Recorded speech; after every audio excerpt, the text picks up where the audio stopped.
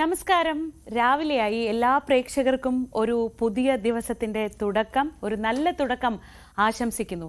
കഴിഞ്ഞ കുറേ ദിവസങ്ങളായി വയനാടിനെ മുഴുവൻ വിറപ്പിച്ച, അല്ലെങ്കിൽ വയനാട്ടിലെ പുൽപ്പള്ളി ഭാഗത്തെ മുഴുവൻ വിറപ്പിച്ച കടുവ കൂട്ടിലായി എന്ന വാർത്തയോടെയാണ് ഈ ദിവസം തുടങ്ങുന്നത്.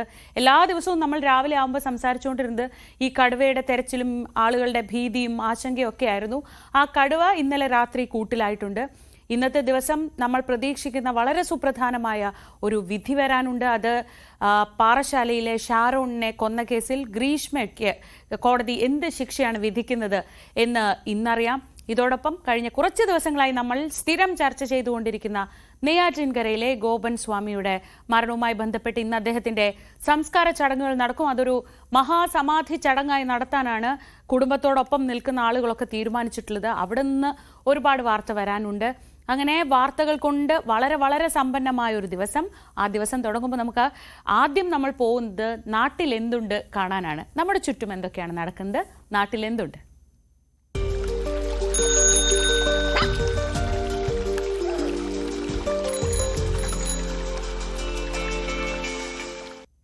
വയനാട് അമരക്കുനിയെ ഭീതിയിലാക്കിയ കടുവ കൂട്ടിലായി. ഇന്നലെ അർദ്ധരാത്രിയോടെയാണ് 8 വയസ്സുള്ള പെൺകടുവ കൂട്ടിലകപ്പെട്ടത്. തൂപ്ര ഭാഗത്ത് സ്ഥാപിച്ച കൂട്ടിലാണ് കടുവ കുടുങ്ങിയത്. വിശദമായ പരിശോധനയ്ക്കായി കടുവയെ മാറ്റിയിട്ടുണ്ട്. വിവരങ്ങളുമായി വയനാട്ടിൽ നിന്ന് MS അനീഷ് കുമാർ ചേരുന്നു. അനീഷെ, നമ്മൾ കഴിഞ്ഞ കുറേ ദിവസമായി എല്ലാ ദിവസവും രാവിലെ തുടങ്ങുമ്പോൾ സംസാരിക്കുന്നത് ഈ കടുവയെ പറ്റിയാണ്, കടുവയെ ഉണ്ടാക്കുന്ന ആശങ്കയെ പറ്റിയാണ്. എന്തായാലും തൽക്കാലം നാട്ടുകാർക്കും എല്ലാവർക്കും സമാധാനമായിരിക്കുന്നു അല്ലേ?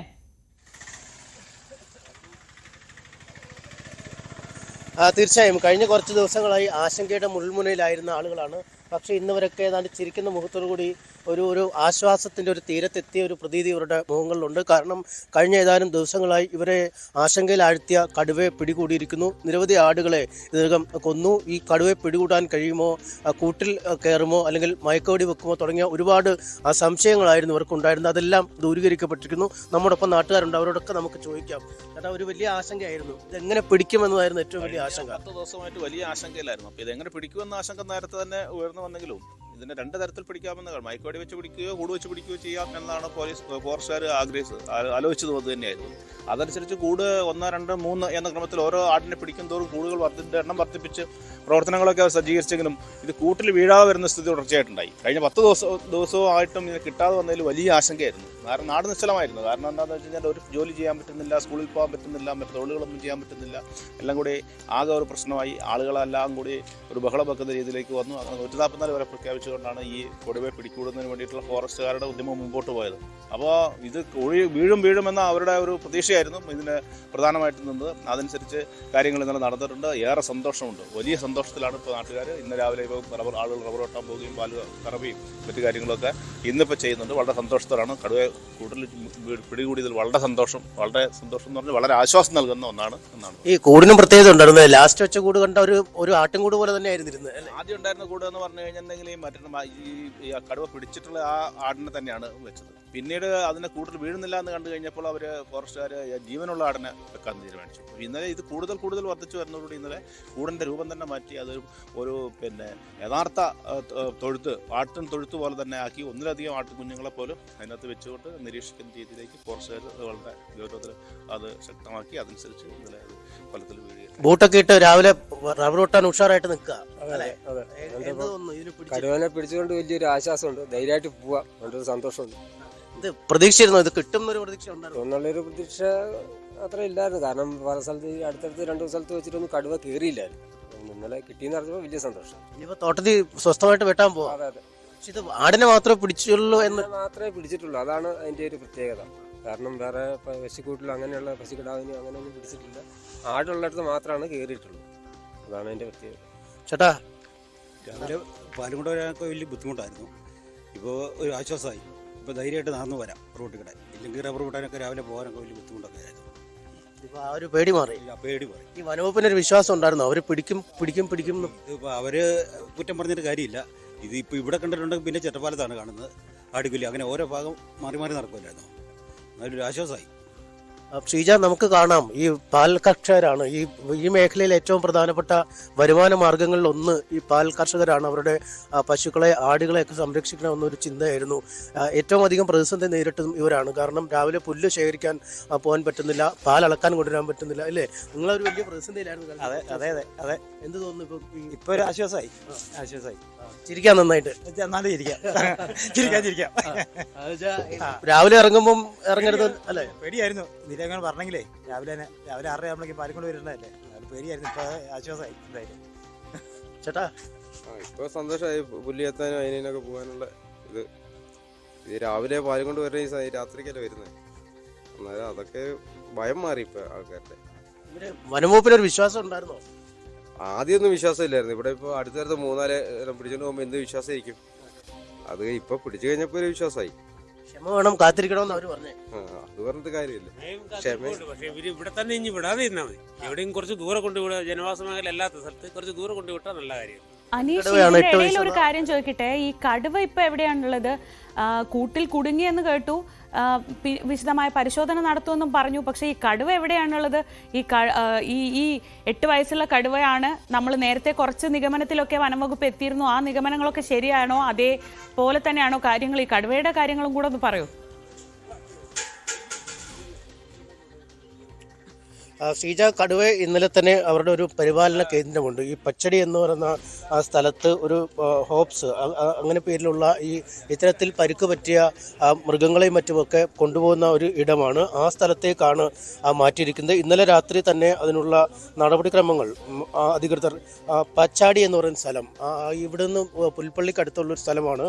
അവിടുത്തെ ഹോസ്പേസ് എന്ന് പറയുന്ന ഈ പരിക്ക് പറ്റുകയും ഇത്തരത്തിൽ പലയിടങ്ങളിൽ നിന്നായി പിടികൂടുകയും ചെയ്യുന്ന ഈ കടുവകളെയൊക്കെ കൊണ്ട് പുനരധിവസിപ്പിക്കുന്ന ഒരു കേന്ദ്രമാണ്. അവിടത്തേക്കാണ് മാറ്റിയിരിക്കുന്നത്. നേരത്തെ തന്നെ ഈ കടുവയ്ക്ക് ചില ആരോഗ്യ പ്രശ്നങ്ങളൊക്കെ ഉണ്ട് എന്നൊരു വിലയിരുത്തലുണ്ടായിരുന്നു. അതുകൊണ്ട് അവിടെ എത്തിച്ച് ഇനിയും വലിയ പരിപാലനം നൽകും. കാരണം ദിവസങ്ങളോളം ഭക്ഷണമൊക്കെ കഴിക്കാതെ ഈ ആടുകളെ പിടിക്കുന്നുണ്ടെങ്കിലും പലപ്പോഴും കഴിക്കാൻ കഴിയാത്തൊരു സാഹചര്യം ഉണ്ടായിരുന്നു. അവശനിലയിലായി ഈ കടുവ മാറുകയും ചെയ്തിരുന്നു. അതുകൊണ്ട് ഈ കേന്ദ്രത്തിലേക്കാണ് കടുവ ഇന്നലെ തന്നെ മാറ്റിയിരുന്നത്. കൂട് ട്രാക്ടറിൻ്റെയും മറ്റും സഹായത്തോടുകൂടി ലോറിയിലേക്ക് മാറ്റി. അവിടെ നിന്നും ലോറിയിൽ കയറ്റി ഇന്നലെ വളരെ പെട്ടെന്ന് തന്നെ ഇവിടെ നിന്നും കടുവയെ മാറ്റിയിരുന്നു. ഈ കേന്ദ്രത്തിലേക്ക് സാധാരണഗതിയിൽ പുറത്തുനിന്നുള്ള ആളുകളെ ആരെയും പ്രവേശിപ്പിക്കാറില്ല. നിലവിൽ തന്നെ 5-ലധികം കടുവകൾ ഇത്തരത്തിൽ ആ പരിപാലന കേന്ദ്രത്തിൽ ഉണ്ട് എന്നാണ് നമ്മൾ മനസ്സിലാക്കാൻ കഴിയുന്നത്. എന്തായാലും തികഞ്ഞ ആരോഗ്യവാനാക്കി ഈ കടുവയെ മാറ്റിയ ശേഷമാവും എന്ത് ചെയ്യണമെന്ന കാര്യത്തിൽ ഒരു തീരുമാനമൊക്കെ വരിക. എന്തായാലും നിലവിൽ ഈ സ്ഥലം ഇവിടേക്ക് മാറ്റിയിട്ടുണ്ട്. അവിടെ ആരോഗ്യവാനായി തന്നെ കടുവ ഇരിക്കുന്നു എന്നാണ് വനവകുപ്പ് ഉദ്യോഗസ്ഥരിൽ നമുക്ക് മനസ്സിലാക്കാൻ കഴിയുന്നത്. ശ്രീജ, ആരോഗ്യവതി. അതെ അതെ, ആദ്യം കണക്കൂട്ടിൽ 13 വയസ്സുള്ള ആൺകടുവയാണ് എന്നൊരു നിഗമനത്തിലേക്കാണ്. പക്ഷേ പിന്നീടാണ് ഈ കടുവയെ പിടികൂടിയപ്പോഴാണ് കൃത്യമായൊരു നിഗമനത്തിലേക്ക് നാട്ടുകാർക്ക് എത്താൻ കഴിഞ്ഞത്. എന്തായാലും വലിയ ആശ്വാസമുള്ള മുഖങ്ങളെ നമ്മൾ കാണാം. ഈ പാലളക്കുന്ന അല്ലെങ്കിൽ പാല് നൽകാനൊക്കെ വരാൻ ബുദ്ധിമുട്ടുമായിരുന്നു കഴിഞ്ഞ ദിവസങ്ങളിലൊക്കെ. ഇവിടൊക്കെ ഒരു വിജനമായ ഒരു സാഹചര്യമായിരുന്നു പുലർച്ചയിലൊക്കെ. നമ്മൾ കഴിഞ്ഞ ഏതാനും ദിവസങ്ങളായി തന്നെ ഇവിടെ തമ്പടിച്ചപ്പോൾ ഉണ്ടായിരുന്നു. പക്ഷേ ആ അവസ്ഥ മാറിയിരിക്കുന്നു. ചിരിക്കുന്ന മുഖങ്ങളെ നമുക്കിന്നിവിടെ കാണാൻ കഴിയുന്നുണ്ട് എന്നതാണ് ഏറ്റവും സന്തോഷകരമായ കാര്യം. ശ്രീജ, ആ ഭാഗത്ത് ഇപ്പോൾ ഇനി അറിയേണ്ടത്, ഇവർ വനംവകുപ്പിനോട് ഒരു ചോദിച്ചിട്ടുണ്ടായിരുന്നു. അവര് ഈ ആടിനെ കൊണ്ട് ജീവിക്കുന്ന ആളുകളാണ്, അവർക്കുള്ള നഷ്ടപരിഹാരം വേണം എന്നൊക്കെ പറയുന്നുണ്ടായിരുന്നു. പക്ഷെ പൊതുവെ എനിക്ക് തോന്നുന്നു ഈ ഭാഗത്തൊക്കെയുള്ള മനുഷ്യർ ഇനിയും ആശങ്കയാണ്. ഇതിനി അടുത്തത് ഈ പ്രശ്നങ്ങൾ എപ്പോൾ വേണമെങ്കിൽ വീണ്ടും വരാം, ആ തരത്തിലൊരു ആശങ്ക അവരുടെ ഉള്ളിലുണ്ടല്ലേ? തീർച്ചയായും അവർക്കൊരു ആശങ്കയുണ്ട്. കാരണം ഇപ്പോൾ ഈ കടുവയെ പിടികൂടുന്നു, മാറ്റുന്നു, പിന്നീട് വീണ്ടും ഇവിടങ്ങളിലേക്കൊക്കെ വല്ലതും തുറന്നു വിടുവോ, വീണ്ടും പ്രശ്നങ്ങളായി വരുമോ എന്നൊരു ആശങ്കയൊക്കെ അവർക്കുണ്ട്. എന്തായാലും നമുക്ക് അവരോട് ചോദിക്കാം. സന്തോഷമായോ? സന്തോഷമായി. ഞങ്ങൾക്കും പേടിയുണ്ട്. പിള്ളേർക്ക് സ്കൂളിൽ പോകാനും പിന്നെ പശുവിനെ കറക്കാനുള്ളവർക്ക് പശുവിനെ കറന്ന് പാലും കൊണ്ട് പോകാനും ഒക്കെ ഭയങ്കര പേടിയായിരുന്നു. ഭയങ്കര ആയിട്ടൊരു പേടീൻ്റെ ഒരു അവസ്ഥയിലായിരുന്നു ഞങ്ങളുടെ ഈ 2 കിലോമീറ്റർ ചുറ്റളവിലുള്ള ആൾക്കാരുടെ ജീവിതം. ഇനിയിപ്പോ വരും, ഇനി തുറന്ന് തിരിച്ചുവിടവിടില്ലെന്നാണ് പ്രതീക്ഷിക്കുന്നത്. ഇല്ല, ഇനിയും ഉണ്ടാവും. ഇതിന്റെ പുറകെ തന്നെ വേറെയും കാണുമായിരിക്കും. ഒരെണ്ണം അല്ലെന്നുള്ളതാണ് ഞങ്ങളുടെയൊക്കെ വിശ്വാസം. ഇനി അറിയത്തില്ല, ദൈവത്തിന്റെ. എന്താണ് തോന്നുന്നത്? സന്തോഷം തോന്നുന്നു. മക്കളെ സ്കൂളിൽ വിടാലോ സമാധാനത്തോടെ. അതാണ് ഏറ്റവും പ്രധാനപ്പെട്ട. അത് തന്നെ. അതുകൊണ്ട് സന്തോഷം തോന്നുന്നു. ഇതാണ് മക്കളെ ഇനി സ്വസ്ഥമായി സ്കൂളിൽ വിടാൻ പറ്റുമല്ലോ എന്നാണ് അമ്മമാരുടെ ഒരു സന്തോഷം. എന്തായാലും പ്രശ്നം പരിഹരിക്കപ്പെട്ടിരിക്കുന്നു. ഇനി ഇവിടേക്ക് ഇതിനെ കടത്തിവിടില്ലെങ്കിലും സമാനമായ രീതിയിൽ തന്നെ കാടുകളിൽ നിന്ന് പുറത്തേക്ക് ഇറങ്ങാൻ വന്യജീവികൾ പുറത്തിറങ്ങാൻ സാധ്യതയുണ്ട് എന്ന് തന്നെയാണ്. പ്രത്യേകിച്ചും ഇനി വേനൽക്കാലമൊക്കെ വരാൻ പോകുന്നു. നമുക്കറിയാം വേലൂർ മക്കിനെ പോലുള്ള തണ്ണീർക്കൊമ്പനെ പോലുള്ള ആനകളൊക്കെ ജനവാസ കേന്ദ്രങ്ങളിലെത്തി പ്രശ്നം സൃഷ്ടിച്ച ഒരു വർഷമായിരുന്നു കഴിഞ്ഞ വർഷം കടന്നുപോയത്. എന്തായാലും ഈ വർഷം തുടങ്ങുമ്പോൾ തന്നെ ഈ കടുവ ആണ് ഈ മേഖലയിൽ ഭീതി വളർത്തിയത്. എന്തായാലും ഈ കടുവയെ കൊണ്ടുള്ള ഭീതി ഇതോടെ അവസാനിച്ചിരിക്കുന്നു. ഇനി പുതിയ ഭീതി പരത്തുന്ന വന്യമൃഗങ്ങൾ ഇവിടേക്ക് വരാതിരിക്കട്ടെ എന്നൊരു പ്രാർത്ഥനയിലാണ് ഇവിടുത്തെ നാട്ടുകാർ. ശ്രീജ. ശരി അനീഷ്, അനീഷിന് സമാധാനമായി മടങ്ങാം. കഴിഞ്ഞ കുറേ ദിവസമായി ആ ഭാഗത്ത് തന്നെയായിരുന്നു സ്ഥിരം ഉണ്ടായിരുന്നത്. 10 ദിവസത്തോളം അവിടുത്തെ പുൽപ്പള്ളിയിലെ അമരക്കുനി, തൂപ്ര ഭാഗങ്ങളിൽ ആളുകളെ മുഴുവൻ ഭീതിയിലാഴ്ത്തിയ കടുവയാണ് നമ്മളിപ്പോൾ ഈ കാണുന്നത്. 8 വയസ്സുള്ള കടുവയാണ്. അതിന് കുറേ ആരോഗ്യ പ്രശ്നങ്ങളുണ്ട്. ആകെ കൂടി ചെയ്യാൻ പറ്റുന്നത് ഈ ആടുകളെയൊക്കെ പിടിക്കുക എന്നതാണ്. തിരിച്ചാക്രമിക്കില്ല, അല്ലെങ്കിൽ സൈസ് കൊണ്ട് അതിന് വഴങ്ങും എന്ന് തോന്നുന്ന തരം ആടുകളെ മാത്രമായിരുന്നു അത് പിടിച്ചിരുന്നത്. പക്ഷേ അവിടുത്തുകാർ വളരെ പേടിയിലായിരുന്നു. കാരണം വളർത്തുന്ന ആടിനെ വീട്ടുമുറ്റത്തുനിന്ന് അല്ലെങ്കിൽ വീടിനോട് ചേർന്നുള്ള കൂട്ടിൽ നിന്നൊക്കെ വന്ന് നേരിട്ട് പിടിച്ചുകൊണ്ട് പോകുന്ന അല്ലെങ്കിൽ ആക്രമിക്കുന്ന ഒരവസ്ഥ വന്നപ്പോൾ അത് അവിടെയുള്ള നാട്ടുകാരെ സാരമായി തന്നെ ആശങ്കയിലാക്കിയിരുന്നു. എന്തായാലും ആ ആശങ്കയ്ക്കൊക്കെ ഒടുവിൽ ഇന്നലെ തൂപ്രയിൽ വെച്ച് ഈ കടുവ വനംവകുപ്പ് സ്ഥാപിച്ച കൂട്ടിൽ പെട്ടു. 8 വയസ്സുള്ള പെൺകടുവ. ചെറിയ ആരോഗ്യ പ്രശ്നങ്ങളൊക്കെ ഉണ്ട്. അതെല്ലാം പരിഹരിച്ചായിരിക്കും ഇനി ഈ കടുവയെ കാട്ടിലേക്ക് വിടുന്നത്. തൽക്കാലം ഇപ്പോൾ പുനരധിവാസ കേന്ദ്രമുണ്ട്. ഇത്തരത്തിൽ വന്യമൃഗങ്ങളെ പിടിക്കുമ്പോൾ ആക്കുന്ന ആ പുനരധിവാസ കേന്ദ്രത്തിലാണ് ഉള്ളത്. വിശദമായ പരിശോധനയ്ക്ക് ശേഷം കടുവയെ തിരികെ കാട്ടിലേക്ക് വിടും. MS അനീഷ് കുമാറാണ് വിശദമായ വിവരങ്ങൾ തൂപ്രയിൽ നിന്ന് നൽകിയത്.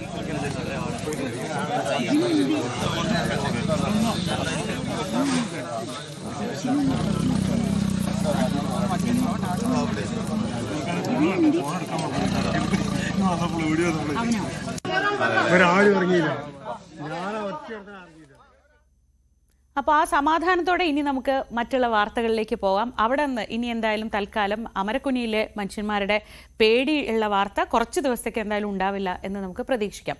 അടുത്തത് നമ്മൾ പോകുന്നത് തൊടുപുഴയിലേക്കാണ്. അവിടെ നിന്ന് വളരെ വളരെ പ്രകാശമുള്ളൊരു വാർത്തയാണ്. സ്വന്തം പരിമിതികളെല്ലാം അതിജീവിച്ച് ജീവിത വിജയം കൈവരിച്ച ഇടുക്കി സ്വദേശിനിയാണ് പരിചയപ്പെടുത്താൻ പോകുന്നത്. ഒരുപാട് പരീക്ഷണങ്ങൾ അതിജീവിച്ചാണ് ജാസ്മിൻ്റെ നേട്ടങ്ങൾ.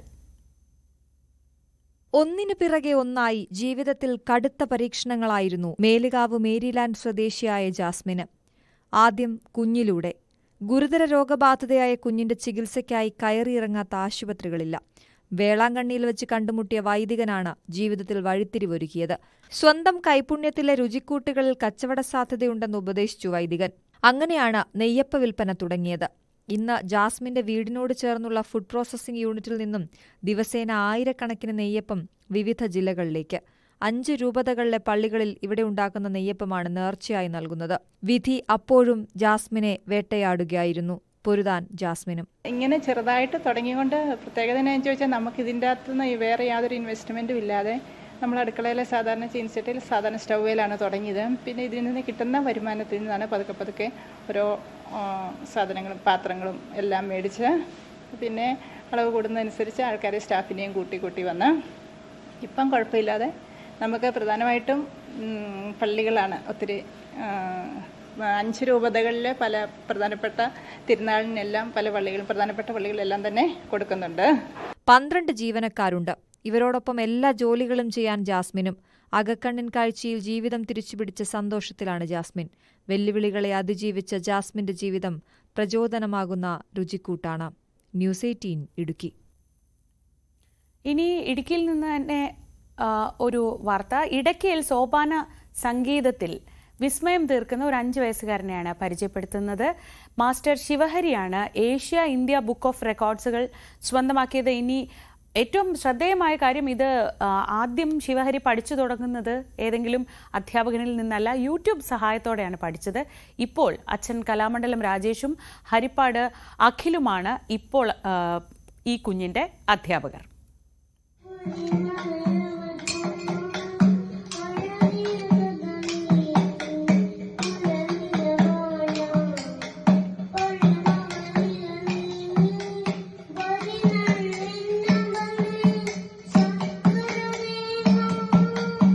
ലോകത്തിലെ ആദ്യ പ്രായം കുറഞ്ഞ സോപാന കലാകാരനാണ് നമ്മളോടൊപ്പം ചേരുന്നത്. ശിവഹരി എന്നാണ് ഈ കൊച്ചുമിടുക്കൻ്റെ പേര്. നിരവധി ബുക്ക് ഓഫ് റെക്കോർഡ്സുകളൊക്കെയാണ് ഈ ഒരു ചെറിയ പ്രായത്തിൽ നേടിയെടുത്തത് അല്ലേ?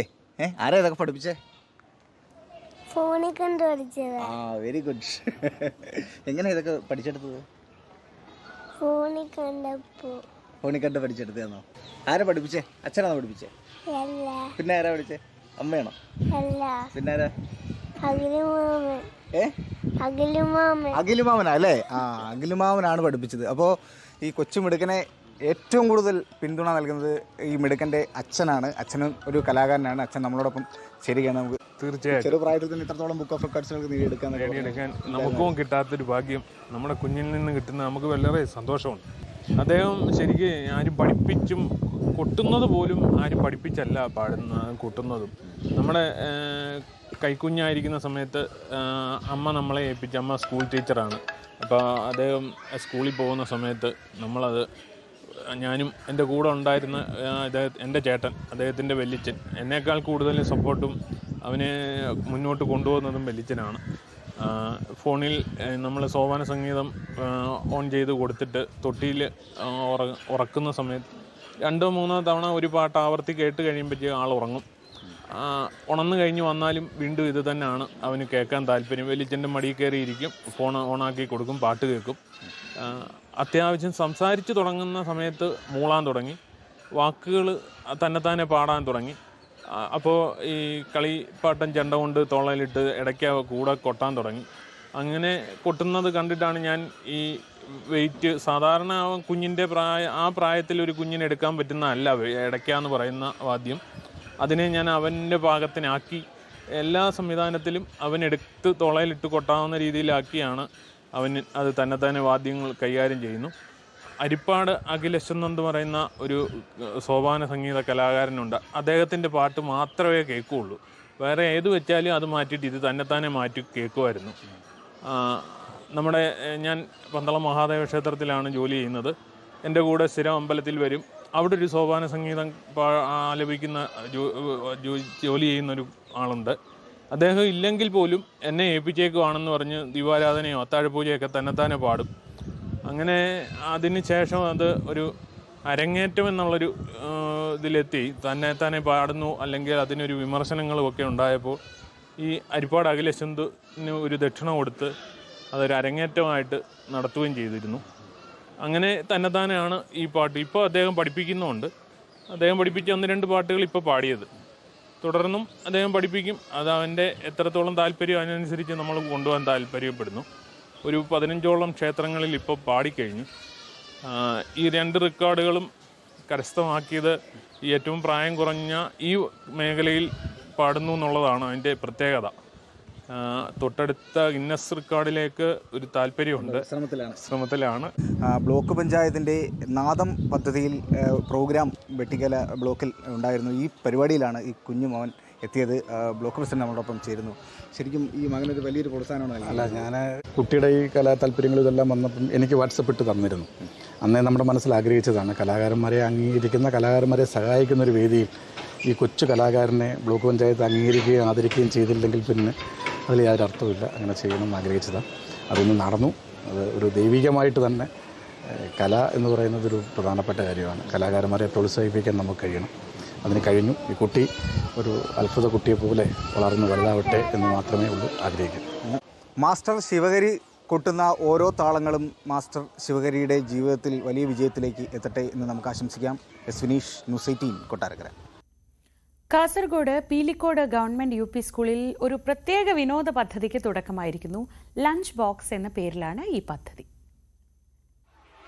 ഉച്ചഭക്ഷണ ഇടവേളകളിലെ കളികൾക്കൊപ്പം അല്പം ഗണിതവും പഠിക്കാനാണ് ശ്രമം. ലഞ്ച് ബോക്സ് എന്ന പേരിലാണ് പദ്ധതി.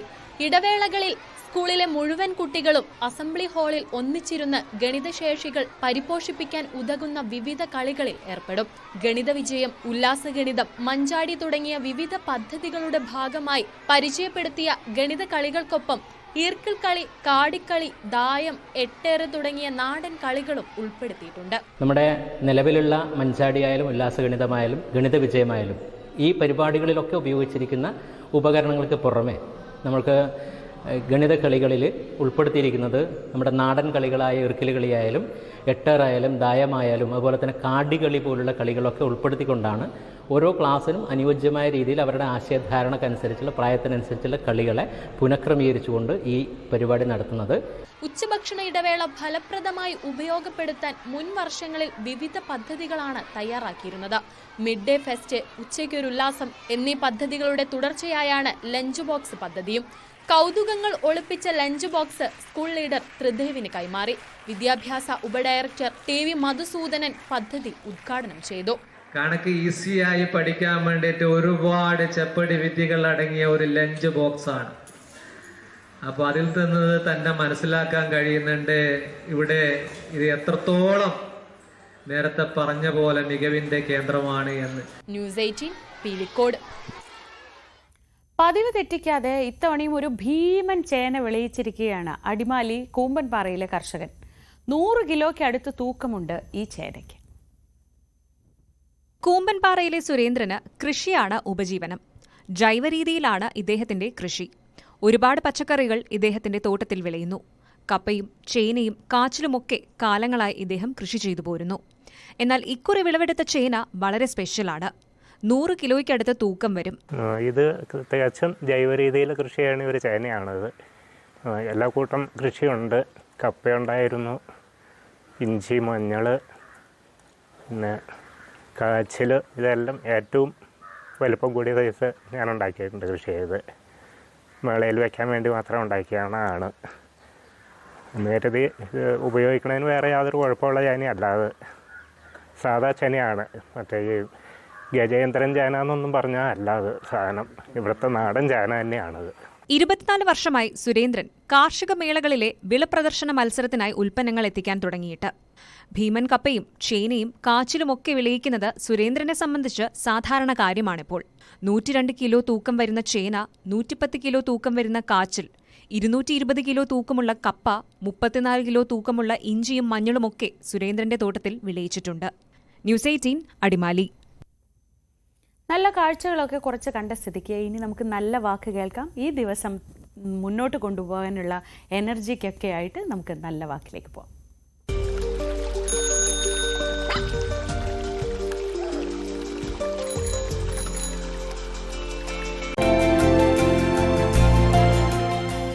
മുത്തശ്ശികൾ പറയുന്നൊരു കഥയുണ്ട്. ആലുംപഴം പഴുക്കട്ടെ, ആലുംപഴം പഴുക്കട്ടെ എന്നുകൊണ്ട് കാക്ക പ്രാർത്ഥിക്കുകയാണ്. ആലുംപഴം പഴുത്ത് കഴിഞ്ഞപ്പോൾ കാക്കയും കഴിക്കാൻ കാക്കയുടെ വൈ പുണ്ണു വന്നു. പുണ്ണുള്ളതുകൊണ്ട് പഴം കഴിക്കാൻ വയ്യ. അതുപോലുള്ള അവസ്ഥയെ ഉറക്കവും ഊണും ഉപേക്ഷിച്ചിട്ട് പണം നമ്മൾ സമ്പാദിക്കാൻ മാത്രം ശ്രമിക്കുകയാണ്. ധർമ്മബോധം കളഞ്ഞു സമ്പാദിക്കുക എങ്ങനെ ഇതിൽ നിന്ന് മൊട്ടി കളനെ പോലെ. ഇതാണ് ചിന്ത. ഇത് കാരണം മക്കൾ അച്ഛനെ കൊല്ലുന്നുണ്ട് സ്വത്ത് പിടിച്ചെടുക്കാൻ വേണ്ടി. പക്ഷെ ഇത് വല്ല ഉപയോഗിക്കാൻ പറ്റിയോ? ഉപയോഗിക്കാനും പറ്റിയില്ല. അതൊക്കെ ധാർമ്മിക കാര്യങ്ങൾ കൊണ്ട് ചെയ്താൽ ആ മക്കൾക്കും അതെത്തിച്ചേരും, നമുക്കും ശാന്തി ഉണ്ടാവും. അന്ന തലമുറകൾക്കും ലോകത്തിനും അവർക്കും പരോപകാരത്തിലേക്ക് വരും. 1000 വർഷങ്ങൾക്ക് മുമ്പേ ഉള്ളതാണ് രാമായണം. അപ്പം അതുപോലെ നമുക്കിപ്പം ഇന്നത്തെ കാലത്ത് നടക്കണമെന്നില്ല. എന്നാലും അല്ല, നല്ല കാര്യങ്ങൾ നമുക്ക് എടുക്കാമല്ലോ. ഈ ഉദാഹരണത്തിന് അച്ഛൻ കുറച്ച് പണം കടം മേടിച്ച് തിരിച്ചു തരാമെന്നും പറഞ്ഞിട്ടുണ്ട്. കുറച്ചാൾ കഴിഞ്ഞപ്പോൾ അച്ഛനത് കൊടുക്കില്ല എന്ന് പറഞ്ഞാൽ മോൻ സത്യനിഷ്ഠയുള്ള മോനാണ്. മോൻ പറയാണ് ഞാൻ കൊടുക്കാം. മോൻ കൊടുക്കാമെന്ന് പറഞ്ഞിട്ട് തിരിച്ചു കൊടുക്കുക. അച്ഛൻ്റെ സത്യം അച്ഛന് പാലിക്കാൻ പറ്റിയില്ലേ, മോൻ ധർമ്മനിഷ്ഠമുള്ള മോനായതുകൊണ്ട് മോൻ കൊടുക്കും, തിരിച്ചു കൊടുക്കും. അതുപോലെയാണ് ശ്രീരാമൻ ചെയ്തത്. അച്ഛൻ പറഞ്ഞില്ല, അല്ലെ അമ്മ പറഞ്ഞില്ല, എന്നിട്ടും മോൻ പോയി. എന്തുകൊണ്ട് പോയി? ഇത് ഇങ്ങനെയും ചിന്തിക്കാം. ഇന്നത്തെ മാനേജ്മെന്റ് നോക്കുമ്പോൾ ആ മോൻ പോകേണ്ട ആവശ്യമില്ല, തിരിച്ചു ചോദിക്കാം. പക്ഷെ ധർമ്മനിഷ്ഠനായ മോൻ അന്ന് സത്യ കാലമാണ്. അപ്പം അത് മോൻ ചെയ്തെന്ന് വിചാരിച്ചാൽ മതി. അതേ രീതി ഒരു കാഴ്ചപ്പാട് നമ്മൾ കണ്ടാൽ മതി രാമനിൽ നിന്നും. ആ ഒരു രീതി നമുക്കത് സ്വീകാര്യമാകാം. അപ്പോൾ അതിൽ നിന്ന് ഒരു മധുരം എടുക്കേണ്ട ആ ഒരു കാര്യത്തിലാണ്. പിന്നെ സഹോദരനും എന്താണ്, ആ രാജ്യം തനിക്ക് അർഹതപ്പെട്ടതല്ല, ചേട്ടൻ്റെതാണ്. അന്നത്തെ കാലത്ത് ആ ഒരു രീതിയാണ്, കീഴ്വഴക്കമുണ്ട്. ഇപ്പോൾ ചേട്ടൻ അനിയനെ ഏൽപ്പിക്കുന്നു. അപ്പം അനിയൻ അത് ചേട്ടനെ തന്നെ ആ പീഠത്തിൽ ഇരിക്കുന്നതായിട്ട് സങ്കല്പിച്ചുകൊണ്ട് ദാസ്യഭാവത്തിൽ ആ രാജ്യം നോക്കി. അത് നമുക്ക് മാതൃകയല്ലേ. കീഴ്വഴക്കം അവിടെ വന്നല്ലോ. ഈ വലിയ ചേട്ടന് ഒറ്റയ്ക്ക് പോവാണ്, കാട്ടിലെ വന്യമൃഗങ്ങളൊക്കെ ചേട്ടനെ പിടിപ്പിക്കാം, അല്ലെങ്കിൽ തിന്നാം, കൊല്ലാം എന്നുള്ള രീതി വെച്ച് സഹോദരനും കൂട്ടുപോയി. കാരണം എൻ്റെ ചേട്ടനെ ഘട്ടം വന്നാൽ കൂടെ ഒരാളുണ്ടാകണം. അങ്ങനെ ലക്ഷ്മണനും പോയി. അന്നത്തെ കാലത്ത് സ്ത്രീകൾ എപ്പോഴും ഭർത്താക്കന്മാർ ഇത്ര വയസ്സ് മൂത്തവരായിരിക്കും. ഭർത്താവിൻ്റെ എന്താണ് ഇഷ്ടമനുസരിച്ച് നീങ്ങുന്ന സ്ത്രീകളായിരുന്നു. അനിയും പോയതുപോലെ ഭാര്യയും കൂടെ പോയി. പിന്നെ അങ്ങനെ നോക്കുമ്പോൾ ആ പോയതിനും തെറ്റ് പറയാനൊക്കത്തില്ല. അങ്ങനെയൊക്കെ നമുക്ക് സ്വീകരിക്കാൻ പറ്റും. ഇപ്പൊ ഭരതന് രാജ്യം ഭരിക്കാനുള്ള അനുവാദം ചേട്ടൻ കൊടുത്തു. പക്ഷെ എന്നിട്ട് ആ സ്ഥാനത്ത് ഭ്രമിച്ചില്ല ഭരതൻ. നമുക്കൊരു സ്ഥാനം കിട്ടിക്കഴിഞ്ഞാൽ ഭ്രമിക്കും അതിലേക്ക്. കുറച്ചു കാലം അധികാരത്തിന്റെ സുഖം അനുഭവിച്ചാൽ മിക്കവരുടെയും സ്വഭാവം മാറും. എന്നാൽ ഭരതൻ അങ്ങനെ ആയിരുന്നില്ല. രാമൻ തിരികെ വന്ന് ഭരണം ഏറ്റെടുക്കുന്ന ദിവസം നോക്കി, ഓരോ ദിവസവും നോക്കി, ഓരോ നിമിഷവും നോക്കി കാത്തിരിക്കുകയായിരുന്നു ഭരതൻ. രാമൻ വരാൻ വൈകിയാൽ ശരീരം ഉപേക്ഷിക്കാൻ പോലും ഭരതൻ തയ്യാറായിരുന്നു. പിന്നെ രാജാവായിരിക്കുമ്പം പ്രജകളുടെ നാഥനാണല്ലോ രാജാവ്. കാരണം മുണ്ടലെക്കുന്ന പ്രജയുടെ പരാതിയാണ് രാമൻ സ്വീകരിച്ചത്. രാവണനുമായിട്ട് പോയി. അപ്പൊ ജനങ്ങള് രാജാവിന്റെ ഭാര്യ ഇങ്ങനെ രാജ്യത്തിലുള്ള സ്ത്രീകളൊക്കെ അതേ രീതിയിലാകിപ്പോകും, മാതൃകയല്ല. ഇന്നത്തെ കാലത്ത് മന്ത്രിയുടെ ഭാര്യയായിട്ട് മന്ത്രിയുടെ മക്കളാണ് എന്തെങ്കിലും തെറ്റ് ചെയ്ത ആ മന്ത്രിയുടെ മക്കള്, മന്ത്രിയുടെ ഭാര്യ എന്നൊക്കെ പറഞ്ഞ് കളിയാക്കാറുണ്ട്. അപ്പം ഇന്നും ഇത് നടക്കുന്നതാണ്. അപ്പം അതിനെ അറസ്റ്റ് ചെയ്യാറുണ്ട്, അവരെയും തെളിവെടുക്കാൻ ശ്രമിക്കാറുണ്ട്. അതുപോലെ രാമൻ ചെയ്തോളൂ. അതിനുവേണ്ടി അങ്ങനെ ഒരു മാതൃക കാണിച്ചതാണ്. പ്രജകളുടെ നാഥനാണ്. ഇല്ലാതെ രാമൻ അറിയാൻ സീത അങ്ങനെ ഒന്നുമില്ലെന്നോ. പക്ഷെ പ്രജകളെ ബോധിപ്പിക്കണ്ടേ. പല മക്കളും പറയും സീതയെ രാമൻ കാട്ടിക്കൊണ്ട് വിട്ടു, ഉപേക്ഷിച്ചു, കാട്ടിക്കൊണ്ട് വിട്ടു എന്ന് പറയും. ഗർഭിണിയായ സമയമാണ്. ആ സമയത്ത് കൂടുതലും ആത്മീയ കാര്യങ്ങൾ കേട്ടും ആണ് നീങ്ങേണ്ടത്. അതിനുവേണ്ടിയാണ് ഉള്ള ആശ്രമത്തിലേക്ക് വിട്ടത് തന്നെയാണ്. അങ്ങനെ ഈശ്വരനാമങ്ങൾ കേട്ട് കുഞ്ഞു ജനിക്കുകയും വളരുകയാണ് ചെയ്തത്. നമുക്കെല്ലാവർക്കും അറിയാവുന്നതാണ് പ്രഹ്ലാദൻ്റെയും അഭിമന്യുൻ്റെയും ഒക്കെ കഥ. വയറ്റിൽ കിടന്ന് ഈശ്വരനാമം കേട്ട കാര്യങ്ങൾ. ഒരിക്കലും രാമന് സീതയെ തന്നെ ധന്യമായി കണ്ടിട്ടില്ല. രാമന്റെ ഹൃദയത്തിൽ എപ്പോഴും സീത ഉണ്ടായിരുന്നു. അന്ന് വേണമെങ്കിൽ പല സ്ത്രീകളെയും പിന്നെയും കല്യാണം കഴിക്കാം. പക്ഷെ രാമൻ കല്യാണം കഴിച്ചില്ല. യജ്ഞം നടത്തിയപ്പോഴും സീതയുടെ പ്രതിമ വെച്ചിട്ടാണ് യജ്ഞം നടത്തിയത്. അപ്പൊ രാമൻ ഹൃദയത്തിൽ നിന്ന് അകറ്റിയില്ലെന്നില്ല. ഇതൊക്കെ നമ്മൾ മനസ്സിലാക്കേണ്ട. ജനങ്ങൾക്ക് തെറ്റായ മാതൃക നൽകരുത്. അവർ നല്ല സംസ്കാരം വളരണം എന്നത് മാത്രമാണ് രാമന്റെ ചിന്ത.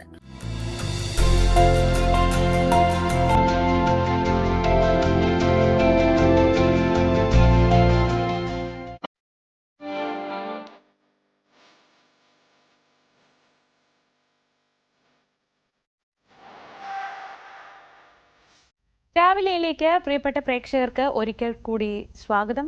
അപ്പോൾ ഇനി നമ്മൾ കടക്കാൻ പോകുന്നത് ഈ ദിവസം നമ്മൾ ചർച്ച ചെയ്യാൻ പോകുന്ന അല്ലെങ്കിൽ ഈ ദിവസത്തെ സജീവമാക്കാൻ പോകുന്ന വാർത്തകളിലേക്കാണ്. എന്തൊക്കെയാണ്, എവിടെയൊക്കെയാണ്, എപ്പോഴൊക്കെയാണ് വാർത്തകൾ എന്നറിയണ്ടേ? ആദ്യം തലക്കെട്ടുകൾ നോക്കാം.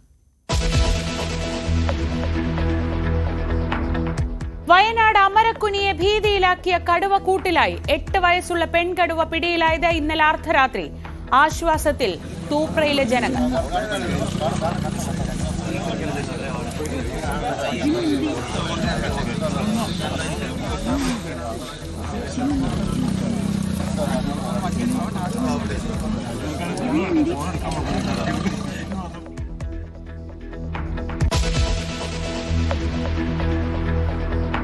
നെയ്യാറ്റിൻകരയിലെ ഗോപൻ സ്വാമിയുടെ സംസ്കാരം ഇന്ന്. മഹാസമാധി ഘോഷയാത്ര നടത്താൻ ഹൈന്ദവ സംഘടനകൾ. പോസ്റ്റ്മോർട്ടം റിപ്പോർട്ട് ഇന്ന് ലഭിച്ചേക്കും.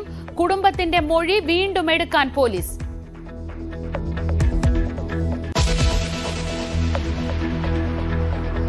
ഷാരോൺ വധക്കേസിൽ വിധി ഇന്ന്. ഗ്രീഷ്മ 1-ാം പ്രതി, അമ്മയും അമ്മാവനും കൂട്ടുപ്രതികൾ. വിധി പറയുക നെയ്യാറ്റിൻകര അഡീഷണൽ സെഷൻസ് കോടതി.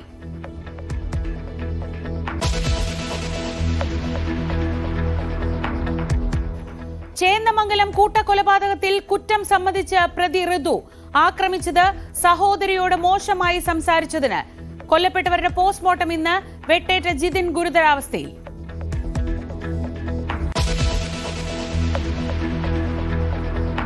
നടൻ സെയ്ഫ് അലി ഖാനെ ആക്രമിച്ച പ്രതിക്കായി തെരച്ചിൽ ഊർജിതം. 20 സംഘങ്ങളായി തിരിഞ്ഞ അന്വേഷണം. CCTV ദൃശ്യങ്ങൾ കേന്ദ്രീകരിച്ച് പരിശോധന.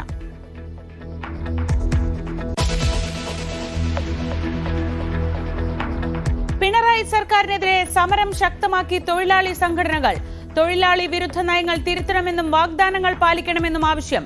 സെക്രട്ടേറിയറ്റ് മാർച്ചിൽ 1 ലക്ഷം പേരെ അണിനിരത്തുമെന്ന് AITUC.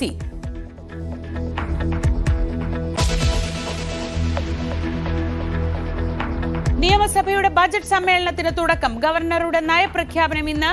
രാജേന്ദ്ര അർലേക്കർ ചുമതലയേറ്റ ശേഷമുള്ള ആദ്യ നയപ്രഖ്യാപനം. അൻവറിന്റെ രാജി, വിജയന്റെ ആത്മഹത്യ അടക്കം വിഷയങ്ങൾ നിരവധി.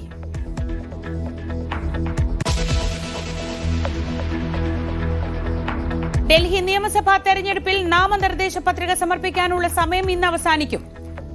AAP BJP സ്ഥാനാർത്ഥികൾ പത്രിക സമർപ്പിച്ചു. കോൺഗ്രസ് സ്ഥാനാർത്ഥികൾ ഇന്ന് പത്രിക നൽകും.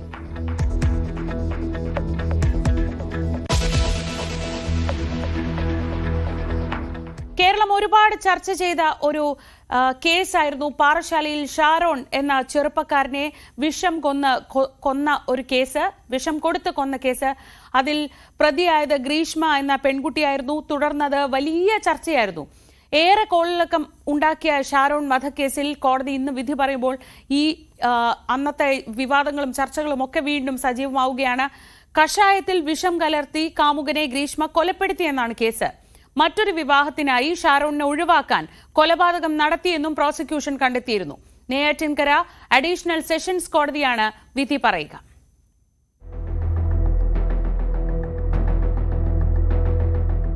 ജ്യൂസ് ചലഞ്ച്, പിന്നീട് കഷായം കുടിപ്പിക്കൽ.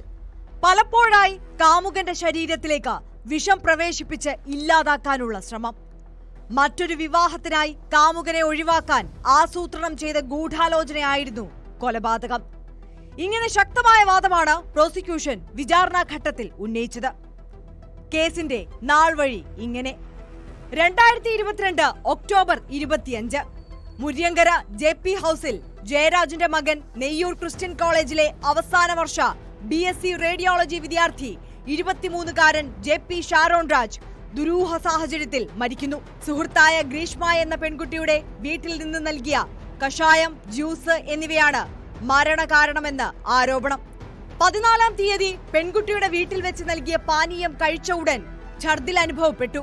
തുടർന്ന് വൃക്കകളുടെയും മറ്റ് ആന്തരിക അവയവങ്ങളുടെയും പ്രവർത്തനം മോശമാവുകയും ചെയ്തു. പല ആശുപത്രികളിലും ചികിത്സ തേടിയ ശേഷം 19-ാം തീയതി മെഡിക്കൽ കോളേജ് ആശുപത്രിയിൽ എത്തിയെങ്കിലും 25-ാം തീയതി ഷാരോൺ മരിച്ചു. അസ്വാഭാവിക മരണത്തിന് പാറശാല പോലീസ് കേസെടുത്തു. 2022 ഒക്ടോബർ 29 ഷാരോൺ ദുരൂഹ സാഹചര്യത്തിൽ മരിച്ച സംഭവത്തിൽ അന്വേഷണം ജില്ലാ ക്രൈംബ്രാഞ്ചിന് കൈമാറി. 2022 ഒക്ടോബർ 30 സംഭവം കൊലപാതകമാണെന്ന് പോലീസ്. കഷായത്തിൽ കീടനാശിനി ചേർത്ത് നൽകിയെന്ന് യുവതി കുറ്റസമ്മതം നടത്തി. 2022 ഒക്ടോബർ 31 ഷാരോണിനെ കളനാശിനി കലർത്തി നൽകി കൊലപ്പെടുത്തിയ കേസിൽ കേരള അതിർത്തിയിൽ കാരക്കോണത്തിന് സമീപം രാമവർമ്മൻചിറ സ്വദേശി ഗ്രീഷ്മയുടെ അറസ്റ്റ് രേഖപ്പെടുത്തി. കസ്റ്റഡിയിലിരിക്കെ പോലീസ് സ്റ്റേഷൻ ശുചിമുറിയിൽ നിന്ന് അണുനാശിനി കുടിച്ച് ആത്മഹത്യയ്ക്ക് ശ്രമിച്ച ഗ്രീഷ്മ തിരുവനന്തപുരം മെഡിക്കൽ കോളേജ് ആശുപത്രിയിൽ ചികിത്സയിലിരിക്കെയാണ് അറസ്റ്റ് രേഖപ്പെടുത്തിയത്. പലതവണ അഭ്യർത്ഥിച്ചിട്ടും തന്റെ സ്വകാര്യ ദൃശ്യങ്ങൾ തിരികെ നൽകാത്തതിന്റെ വൈരാഗ്യമാണ് കൊലപാതകത്തിലേക്ക് നയിച്ചതെന്ന് പ്രതി ഗ്രീഷ്മയുടെ മൊഴി. ഗ്രീഷ്മ 1-ാം പ്രതിയും അമ്മ സിന്ധു 2-ാം പ്രതിയും ഗ്രീഷ്മയുടെ അമ്മാവൻ നിർമ്മലകുമാരൻ നായർ 3-ാം പ്രതിയും. 2023 മാർച്ച് 6 കേസിൽ ജില്ലാ ക്രൈംബ്രാഞ്ച് ജനുവരി അവസാന വാരം സമർപ്പിച്ച കുറ്റപത്രത്തിന്റെ പകർപ്പ് പുറത്ത്. കഷായത്തിൽ കളനാശിനി കലർത്തി നൽകി ഗ്രീഷ്മ തന്നെ ചതിച്ചെന്നും താൻ മരിച്ചു പോകുമെന്നും ഷാരോൺ ആശുപത്രിയിൽ തീവ്രപരിചരണത്തിലായിരുന്നപ്പോൾ കരഞ്ഞു പറഞ്ഞുവെന്ന് ജില്ലാ ക്രൈംബ്രാഞ്ചിന്റെ കുറ്റപത്രം. ശാരീരിക ബന്ധത്തിന് നിർബന്ധിച്ചാണ് ഷാരോണിനെ ഗ്രീഷ്മ വീട്ടിലേക്ക് വിളിച്ചു വരുത്തി വിഷം നൽകിയതെന്നും കുറ്റപത്രത്തിൽ പറയുന്നു. സൈന്യത്തിൽ ജോലിയുള്ള വ്യക്തിയുമായുള്ള വിവാഹം അടുത്തു വരുന്നതിനിടെയാണ് ഷാരോണിനെ ഒഴിവാക്കാൻ ഗ്രീഷ്മ തീരുമാനിച്ചത്. 2023 ജൂൺ 2 ഒന്നാം പ്രതി ഗ്രീഷ്മയുടെ ജാമ്യാപേക്ഷ കോടതി തള്ളി. 2024 ഫെബ്രുവരി 22 കേസിൽ ക്രൈംബ്രാഞ്ച് ഡിവൈഎസ്പിക്ക് അന്തിമ റിപ്പോർട്ട് ഫയൽ ചെയ്യാൻ നിയമപരമായ അധികാരമില്ലെന്ന് ചൂണ്ടിക്കാട്ടി ഗ്രീഷ്മ ഉൾപ്പെടെയുള്ള പ്രതികൾ നൽകിയ ഹർജി ഹൈക്കോടതി തള്ളി. അഡീഷണൽ ജില്ലാ സെഷൻസ് കോടതി ജഡ്ജി AM ബഷീറിന് മുന്നിലാണ് തെളിവ് വിചാരണ നടന്നത്. 131 സാക്ഷികൾ വിചാരണാ ഘട്ടത്തിൽ കോടതി മുമ്പാകെ എത്തി. കുറ്റകൃത്യം നടന്നത് തമിഴ്നാട്ടിലായതിനാൽ വിചാരണ അവിടെ നടത്തണമെന്നാവശ്യപ്പെട്ട് പ്രതികളുടെ അഭിഭാഷകൻ ഹൈക്കോടതിയെയും സുപ്രീം കോടതിയെയും സമീപിച്ചിരുന്നു. എന്നാൽ വിചാരണ അഡീഷണൽ ജില്ലാ സെഷൻസ് കോടതിയിൽ തുടരാൻ സുപ്രീം കോടതി നിർദ്ദേശിച്ചു. പിന്നീട് ഹൈക്കോടതി 3 പ്രതികൾക്കും ജാമ്യം നൽകി. പ്രതികൾ താമസം തമിഴ്നാട്ടിലേക്ക് മാറ്റി. അട്ടക്കുളങ്ങര വനിതാ ജയിലിലെ മോശം പെരുമാറ്റത്തെ തുടർന്ന് ഗ്രീഷ്മയെ മറ്റൊരു ജയിലിലേക്ക് ഇതിനിടെ മാറ്റുകയും ചെയ്തിരുന്നു. News desk news 18. ഇന്ന് ഈ കേസിൽ വിധി വരാനിരിക്കെ നിയമം അനുശാസിക്കുന്ന പരമാവധി ശിക്ഷ ഗ്രീഷ്മയ്ക്ക് ലഭിക്കണമെന്ന് ഷാരൂണിന്റെ മാതാപിതാക്കൾ. മകന്റെ വേർപാടിന് ശേഷം ഇന്നും ഈ കുടുംബത്തിന് കണ്ണീർ തോർന്നിട്ടില്ല. മകനെ ചതിച്ചു കൊലപ്പെടുത്തിയത് തന്നെയാണെന്ന് രക്ഷിതാക്കൾ പറയുന്നു. ഒരാളെ ആത്മാർത്ഥമായി പ്രണയിക്കുക, അന്ധമായി വിശ്വസിക്കുക. ഷാരോൺ എന്ന ചെറുപ്പക്കാരന് എവിടെയാണ് പിഴച്ചത്? ഷാരോണിന്റെ മരണശേഷം ഗ്രീഷ്മയുടെ പ്രതികരണങ്ങളിൽ പോലും ദുഃഖത്തിൻ്റെ ഒരു ചലനവും ഉണ്ടായിരുന്നില്ല. നാളെ കേസിൽ വിധി വരാനിരിക്കെ നമുക്കൊപ്പം ചേരുന്നത് ഷാരോണിൻ്റെ മാതാപിതാക്കളാണ്. ഏത് തരത്തിലുള്ള ഒരു വിധിയാണ് പ്രതീക്ഷിക്കുന്നത്? നമുക്ക് കേസ് നല്ല ശിക്ഷ കിട്ടും, അത് ഞങ്ങൾക്ക് ഉറപ്പാണ്. ഏറ്റവും എന്തൊക്കെ ശിക്ഷ കിട്ടാൻ ഇന്ത്യൻ നിയമം അനുസരിച്ച് എന്ത് ലാസ്റ്റായിട്ട് കിട്ടണോ അത് കിട്ടും എന്നുള്ള ഞങ്ങൾ ഏറ്റവും വലിയ ശിക്ഷ തന്നെ കൊടുക്കണം. അവർക്ക് പരമാവധി ശിക്ഷ കൊടുക്കുമെന്ന് തന്നെ ഞങ്ങൾ വിശ്വസിക്കുന്നു. ഷാരോൺ, ഈ സ്നേഹബന്ധത്തെക്കുറിച്ചൊക്കെ ആദ്യം തന്നെ വീട്ടിൽ പറഞ്ഞിരുന്നു, അറിയാവുന്ന കാര്യമായിരുന്നോ? പറഞ്ഞിരുന്നു. നിങ്ങളും ഇതിനെ പിന്തുണച്ചു ആ സമയത്തൊക്കെ? ഞങ്ങൾക്ക് അങ്ങനെ മക്കളുടെ ഇഷ്ടത്തിന് അങ്ങനെ ഞങ്ങൾക്ക് ഒരു ഇഷ്ടക്കുറവുമില്ല. അവർ ഏത് ജാതിയോ മതമോ ഒന്നും ഞങ്ങൾക്കത് പ്രശ്നമില്ല. മകൻ്റെ ഇഷ്ടത്തിനപ്പുറം ഞങ്ങൾക്കൊന്നുമില്ല. മക്കളെ പഠിപ്പിക്കുക, നല്ല രീതിയിൽ പഠിപ്പിക്കുക, നല്ല രീതിയിൽ പഠിച്ചുകൊണ്ടിരുന്നു. ഇങ്ങനെ ഇവളുമായിട്ടൊരു ബന്ധം. ഷാരോണിൻ്റെ ഒരു ആത്മാർത്ഥത ആ ഒരു ഹൃദയത്തെ ചൂഷണം ചെയ്യുകയായിരുന്നു എന്ന് വേണം. അതേ ചെയ്തിട്ടുണ്ട്. അത് അവളും അവളെ അമ്മയും കൂടെ ചേർന്ന് ചെയ്തതാണ്. അവളെ അമ്മയും കൂടെയാണ് ഇവനെ എൻ്റെ മകനെ ലോകത്തിൽ നിന്ന് ഇല്ലാതാക്കാൻ ശ്രമിച്ചത് അവളുടെ അമ്മയാണ്. ആ സമയത്ത് വന്നത് ഗ്രീഷ്മയ്ക്ക് മറ്റൊരു വിവാഹം വരുന്നുവെന്നും ഷാരോണിനെ ഒഴിവാക്കാൻ ബോധപൂർവമായ ശ്രമം നടന്നുവെന്നുള്ള തരത്തിലൊക്കെയാണ്. ഏതെങ്കിലും ഒരു സൂചന അന്ന് ഷാരോണിൻ്റെ ഭാഗത്തു നിന്നുണ്ടായത്? മാത്രവുമല്ല, ഈ കഷായത്തിൽ ഇങ്ങനെ വിഷം ചേർത്ത് കൊടുത്ത ശേഷം അത് ഷാരോൺ പറയുന്നതിൻ്റെ ഒരു കാലതാമസം ഉണ്ടായതും ചികിത്സയ്ക്കൊക്കെ ബുദ്ധിമുട്ടുണ്ടാക്കിയോ? അതെ, അങ്ങനെ മകൻ കഷായം കൊടുത്തത് പറഞ്ഞു. അതിനകത്ത് എന്ത് ചേർന്നിട്ടുള്ളത് പിന്നെയാണ് മോൻ പറഞ്ഞത്, എൻ്റെ അടുത്താണ് പറഞ്ഞത്. പപ്പ എനിക്ക് എന്തോ മാരകമായ കഷായത്തിൽ എനിക്ക് മാരകമായ എന്തോ ചേർത്ത് എനിക്ക് എൻ്റെ തന്ന് ഞാൻ മരിച്ചു പോകും. പപ്പ എന്നെ മാപ്പാക്കണമെന്ന് പറഞ്ഞത് അതുകൊണ്ടാണ്. അതായത് വൈകി ഈ ചതി വൈകി. ആ സമയത്ത് ഷാരോൺ പഠിക്കുകയായിരുന്നു. അവൻ പഠിക്കുകയായിരുന്നു. അവളെ വിളിച്ചിട്ടും സംസാരിക്കാനൊന്നും ഒന്നുമില്ല. ഈ ഗ്രീഷ്മയുടെ പാരൻസ് എപ്പോഴെങ്കിലും നിങ്ങളോടൊക്കെ ഇതിനു മുമ്പ് സംസാരിക്കുകയോ അങ്ങനെ ഒരു നല്ല സ്നേഹബന്ധത്തിലൊക്കെ ആയിരുന്നോ നേരത്തെ? ഇല്ല, സംസാരിച്ചിട്ടൊന്നുമില്ല. ഇല്ല. ഷാരോൺ ഒരു ജോലിയൊക്കെ കിട്ടുന്ന ആ ഒരു സ്റ്റേജിലേക്ക് എത്തിയതായിരുന്നല്ലേ? അതെ, ലാസ്റ്റ് ഗ്രേഡായിട്ട് ഇത് സെക്രട്ടേറിയറ്റ് ലാസ്റ്റ് പിയൂൺ ഇതായിട്ട് ലിസ്റ്റിലുണ്ടായിരുന്നതാണ്. അപ്പോഴാണ് പിന്നെ ലാസ്റ്റ് ഇത് ഫൈനൽ പരീക്ഷയായി. പിന്നെ അങ്ങനെ പരീക്ഷ കംപ്ലീറ്റ് ചെയ്തു. മോൻ്റെ ഈ സംഭവം നടക്കാനും 15 ദിവസം നടന്ന് 15 ദിവസം കഴിഞ്ഞപ്പോൾ റിസൾട്ട് വന്നു ജയിച്ചതായിട്ട്. വീട്ടിലൊക്കെ എങ്ങനെയായിരുന്നു? വളരെ ആക്റ്റീവായിട്ട് മകനും ഞങ്ങളൊക്കെ ഭയങ്കര കൂട്ടാണ്. വളരെ ആക്റ്റീവാണ്. ഞങ്ങളെ ചിരിപ്പിക്കുകയും കളിപ്പിക്കുകയും ഒക്കെ കോമഡി പറഞ്ഞ് ഞങ്ങളെ സന്തോഷിപ്പിക്കുന്നത് എൻ്റെ പൊന്നുമോനാണ്. എപ്പോഴും ചിരിയും കളിയും തന്നെ. ഈ വീടിപ്പം 2 വർഷം കൊണ്ട് ഞങ്ങൾ അനുഭവിക്കുന്ന വേദന വളരെ മാനസിക വിഷമത്തിലൂടെയാണ് കടന്നു പോകുന്നത്. എല്ലാവരും അച്ഛനും അമ്മയും മക്കളുടെ സ്നേഹം തന്നെ ഇല്ലെന്ന് ഞങ്ങൾ പറയില്ല. പക്ഷെ അതുപോലെ അല്ല, ഞങ്ങള് ഹസ്ബൻഡിന് സ്ട്രോക്ക് വന്നു. സമാധാനമായിട്ടിരിക്കുക. അതായിരുന്നാലും അങ്ങനെ കോടതി കണ്ടെത്തുന്നതനുസരിച്ചുള്ള ഒരു കൃത്യമായ വിധി ഉണ്ടാകുമെന്ന് തന്നെയാണ് കേരളം പൊതുസമൂഹം മുഴുവൻ വിശ്വസിക്കുന്നത്. സമാധാനമായിരിക്കുക എന്നുള്ളതാണ് നമുക്ക് ഈ ഘട്ടത്തിൽ പറയാൻ കഴിയുക. അത്രയും സ്നേഹിച്ച് നിങ്ങൾ അത്രയും വളർത്തിക്കൊണ്ടുവന്ന ഒരു മകനെ നഷ്ടമാകുന്നതിൻ്റെ ഒരു നൊമ്പരം നമുക്ക് മനസ്സിലാവുന്നുണ്ട്. നമ്മളെല്ലാം ഓരോ വീട്ടിൽ നിന്ന് വരുന്ന ആൾക്കാരാണ്. ഒരാളിനെ ആത്മാർത്ഥമായി വിശ്വസിച്ച ശേഷം അങ്ങനെ ഒരു ചതി പറ്റിയാൽ അതൊരു പക്ഷേ സത്യസന്ധനുമായിരുന്നു. എല്ലാവർക്കും അവൻ നല്ലതേ ചെയ്തിട്ടുള്ളൂ, ഉപകാരമേ ചെയ്തിട്ടുള്ളൂ. ആൾക്കാർ അവൻ നല്ല കാര്യങ്ങളെ മറ്റുള്ളവർക്ക് വേണ്ടി ചെയ്യും.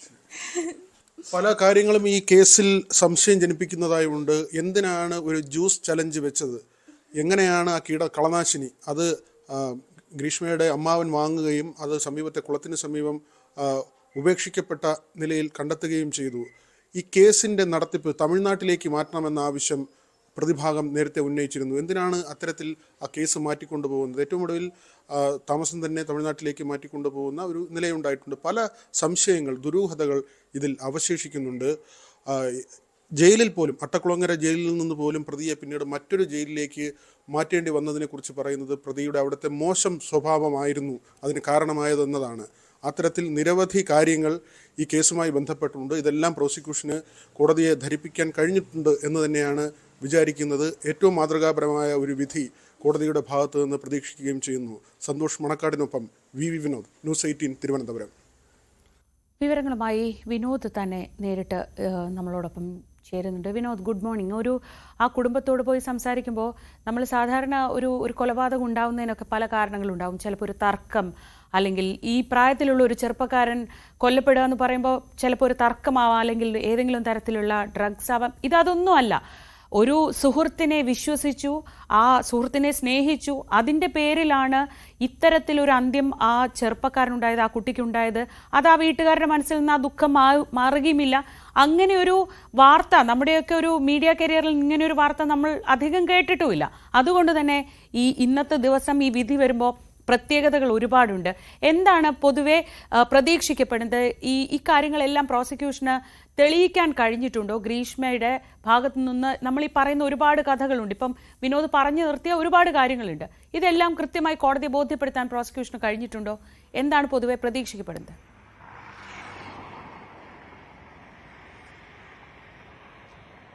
Sreeja, good morning. കഴിഞ്ഞ ഒക്ടോബർ മുതലാണ് ഈ കേസിൻ്റെ ഒരു വിചാരണ തുടങ്ങുന്നത്. ഇതിൽ വലിയ വാദപ്രതിവാദങ്ങൾ പ്രതിഭാഗത്തിൻ്റെയും പ്രോസിക്യൂഷൻ്റെ ഭാഗത്തു നിന്ന് അതിശക്തമായ വാദപ്രതിവാദങ്ങൾ നടന്ന ഒരു ഘട്ടമായിരുന്നു ഈ കഴിഞ്ഞു പോയത്. ഇതിൽ പ്രധാനമായും പ്രോസിക്യൂഷൻ പറയുന്നത് ഗ്രീഷ്മയ്ക്ക് ഒരു വിവാഹാലോചന വരുന്നു, സൈനികനുമായുള്ള വിവാഹാലോചന വരുന്നു. അപ്പോൾ കാമുകനെ ഒഴിവാക്കുന്നതിന് വേണ്ടി ഈ നിഷ്ഠൂരമായ കൃത്യം നടത്തി എന്ന നിലയ്ക്കാണ് സാഹചര്യ തെളിവുകൾ പരിശോധിക്കുമ്പോൾ നമുക്കും മനസ്സിലാക്കാൻ കഴിയുന്നത് ആ തരത്തിൽ തന്നെയാണ്. പെൺകുട്ടിയുടെ ഭാഗത്തു നിന്നുണ്ടായ നീക്കങ്ങൾ, ആദ്യം ജ്യൂസിൽ പാരസെറ്റമോൾ ചേർത്ത് നൽകുന്നു എന്ന കാര്യം പുറത്തു വരുന്നു. ഇതെല്ലാം മൊഴിയായി തന്നെ ചോദ്യം ചെയ്യലിൽ പോലീസിനോട് സമ്മതിച്ച കാര്യങ്ങളാണ്. പാരസെറ്റമോൾ നൽകുന്നു, പിന്നെ പാരാക്വറ്റ് എന്ന കളനാശിനിയാണ് കഷായത്തിൽ കലർത്തി നൽകുന്നത്. അത് വീട്ടിലേക്ക് വിളിച്ചു വരുത്തി ഇങ്ങനെ കഷായത്തിൽ വിഷം ചേർത്ത് കൊടുക്കുകയായിരുന്നു. അതിന്റെ പ്രവർത്തനം തന്നെ ആന്തരിക അവയവങ്ങൾ അഴുകി ക്രമേണ മരണത്തിലേക്ക് പോകുന്നതാണ്. പെട്ടെന്നുള്ളൊരു മരണമായിരിക്കില്ല. കുറച്ച് സമയമെടുത്ത്, കുറച്ച് ദിവസങ്ങളെടുത്ത് ആന്തരിക അവയവങ്ങൾ അഴുകി മരിച്ചു പോകുന്ന ഒരു സാഹചര്യമാണ് ഇത്. പുല്ല് നശിപ്പിക്കുന്നതിന് വേണ്ടി, അതായത് നമ്മൾ കൃഷിയിടത്തിലൊക്കെ മറ്റ് പുല്ലുകളുണ്ടെങ്കിൽ അതൊക്കെ നശിപ്പിക്കുന്നതിന് വേണ്ടി ഉപയോഗിക്കുന്ന ഒരു കളനാശിനിയാണ്. അമ്മാവൻ നിർമ്മലകുമാരൻ നായർ വഴിയാണ് ഈ കളനാശിനി ഗ്രീഷ്മ സംഘടിപ്പിക്കുന്നത്. അമ്മ സിന്ധു, അമ്മാവൻ നിർമ്മലകുമാരൻ നായർ, ഇവർക്ക് രണ്ടുപേർക്കും ഈ കേസിൽ പങ്കുണ്ട്. രണ്ടുപേരും കൂടി അറിഞ്ഞുകൊണ്ടാണ് ഈ കൊലപാതകം നടത്തിയതെന്നാണ് പ്രോസിക്യൂഷൻ വാദം. കുറ്റപത്രത്തിലും അക്കാര്യം തന്നെയാണ് സൂചിപ്പിച്ചിരുന്നത്. 2022 ഈ കൊലപാതകം നടക്കുന്നത്. 2021 ഇവർ പരിചയപ്പെടുന്നതും പ്രണയത്തിലാകുന്നതും. പിന്നീട് സൈനികരുമായിട്ടുള്ള ഒരു വിവാഹാലോചന വരുന്നു. ഇതേ തുടർന്ന് ഷാരോണിനെ ഒഴിവാക്കാൻ വേണ്ടി ഗ്രീഷ്മ ഇത്തരം ഒരു നീക്കം നടത്തി എന്ന കാര്യമാണ് പ്രോസിക്യൂഷൻ ഉന്നയിക്കുന്നത്. അതേസമയം പ്രതിഭാഗം ഉന്നയിക്കുന്ന ഒരു കാര്യമുണ്ട്. ഗ്രീഷ്മയ്ക്ക് ആത്മഹത്യാ പ്രവണത ഉണ്ടായിരുന്നു. ഗ്രീഷ്മയുടെ സ്വകാര്യ ദൃശ്യങ്ങൾ ഷാരോണിന്റെ കൈവശമുണ്ടായിരുന്നു. ഈ ദൃശ്യങ്ങൾ ആവർത്തിച്ച് ചോദിച്ചിട്ടും നൽകാത്തതിന്റെ വൈരാഗ്യമുണ്ടായിരുന്നു. മാത്രമല്ല, ഗ്രീഷ്മ കഷായത്തിൽ വിഷം കലർത്തി വയ്ക്കുകയും ഇത് ഷാരോൺ എടുത്ത് കുടിക്കുകയും ചെയ്തു എന്നാണ്.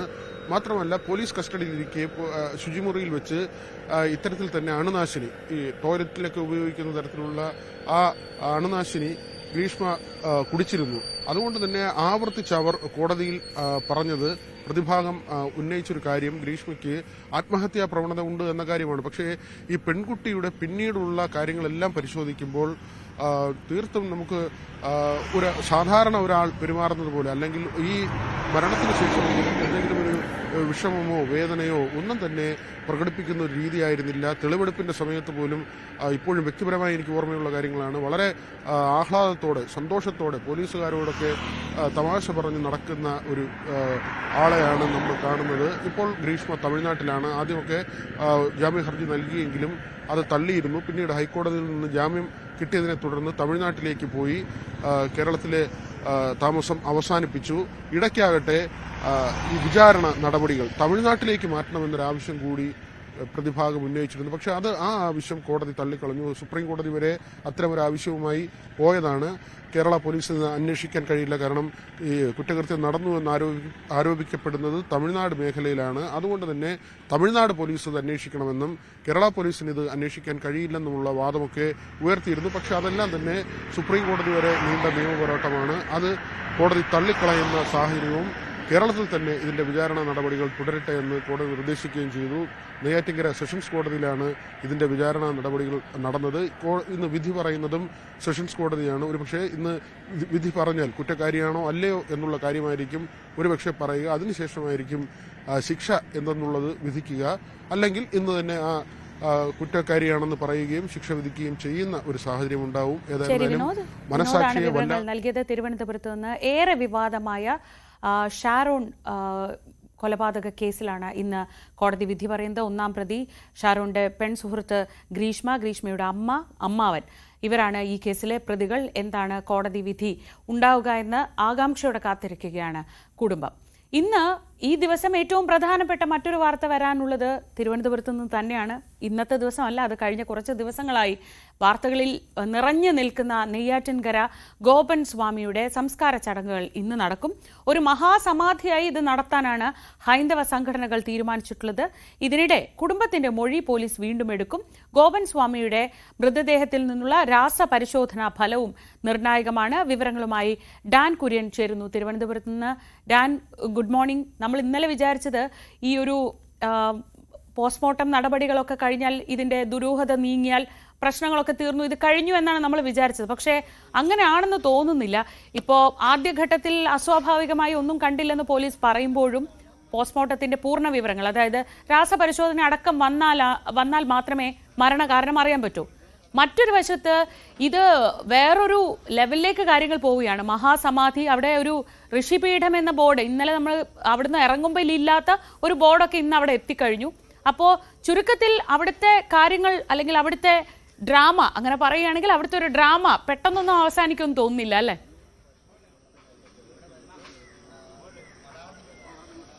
Sreeja, good morning. അതായത് കഴിഞ്ഞ ഒരാഴ്ചയായി ഈ കുടുംബം മുഴുവൻ ഈ കൈലാസനാഥ മഠം എന്നാണ് ഈ വീടിന് മുമ്പിൽ അവർ എഴുതി വെച്ചിരിക്കുന്നത്.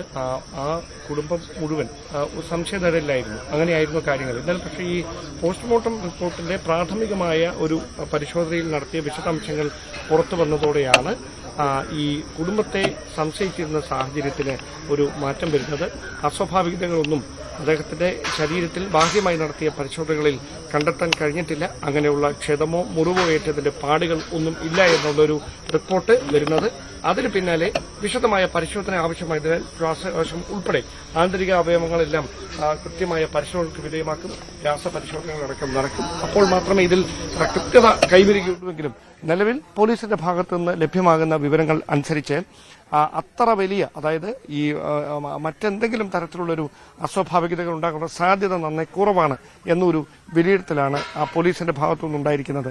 അവിടെ കൃത്യമായൊരു ഇടപെടൽ കഴിഞ്ഞ ദിവസങ്ങളിൽ കുടുംബത്തിന് പിന്തുണയുമായി വന്ന ഹിന്ദു ഐക്യവേദി ഉൾപ്പെടെയുള്ള ഹൈന്ദവ സംഘടനകളുടെ ഭാഗത്തു നിന്നുണ്ടായിരിക്കുന്നു. അതാണ് ഒരുപക്ഷെ ഇന്നത്തെ ഏറ്റവും പ്രധാനപ്പെട്ട ഒരു വാർത്തയും. അതായത് ആരും അറിയാതെ കേരളത്തിന്റെ തിരുവനന്തപുരത്തിന്റെ ഒരു ഗ്രാമീണ പ്രദേശമായ നെയ്യാറ്റിൻകരയിലെ ആറാലമൂടിനടുത്തുള്ള കാവുവിളാകത്തെ കൈലാസനാഥ ക്ഷേത്രത്തോട് ചേർന്ന് സമാധി സ്ഥലത്ത് അദ്ദേഹത്തെ സംസ്കരിച്ച ഗോപൻ സ്വാമിക്ക് ഇന്ന് കേരളം മുഴുവൻ അറിയുന്ന തരത്തിലുള്ളൊരു മഹാസമാധിക്ക് വേണ്ടി സാഹചര്യം ഒരുങ്ങിയിരിക്കുന്നു.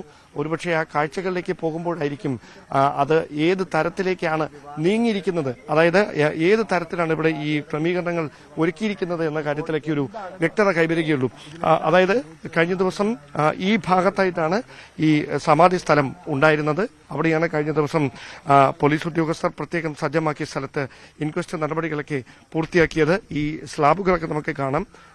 ഈ 3 സ്ലാബുകൾ ഉണ്ടായിരുന്നു. ആ സ്ലാബുകളൊക്കെ പൊളിച്ചു മാറ്റിയാണ് അദ്ദേഹത്തിന്റെ മൃതദേഹം കഴിഞ്ഞ ദിവസം വിശദമായ പരിശോധനകൾക്ക് വേണ്ടി പുറത്തെടുത്തത്.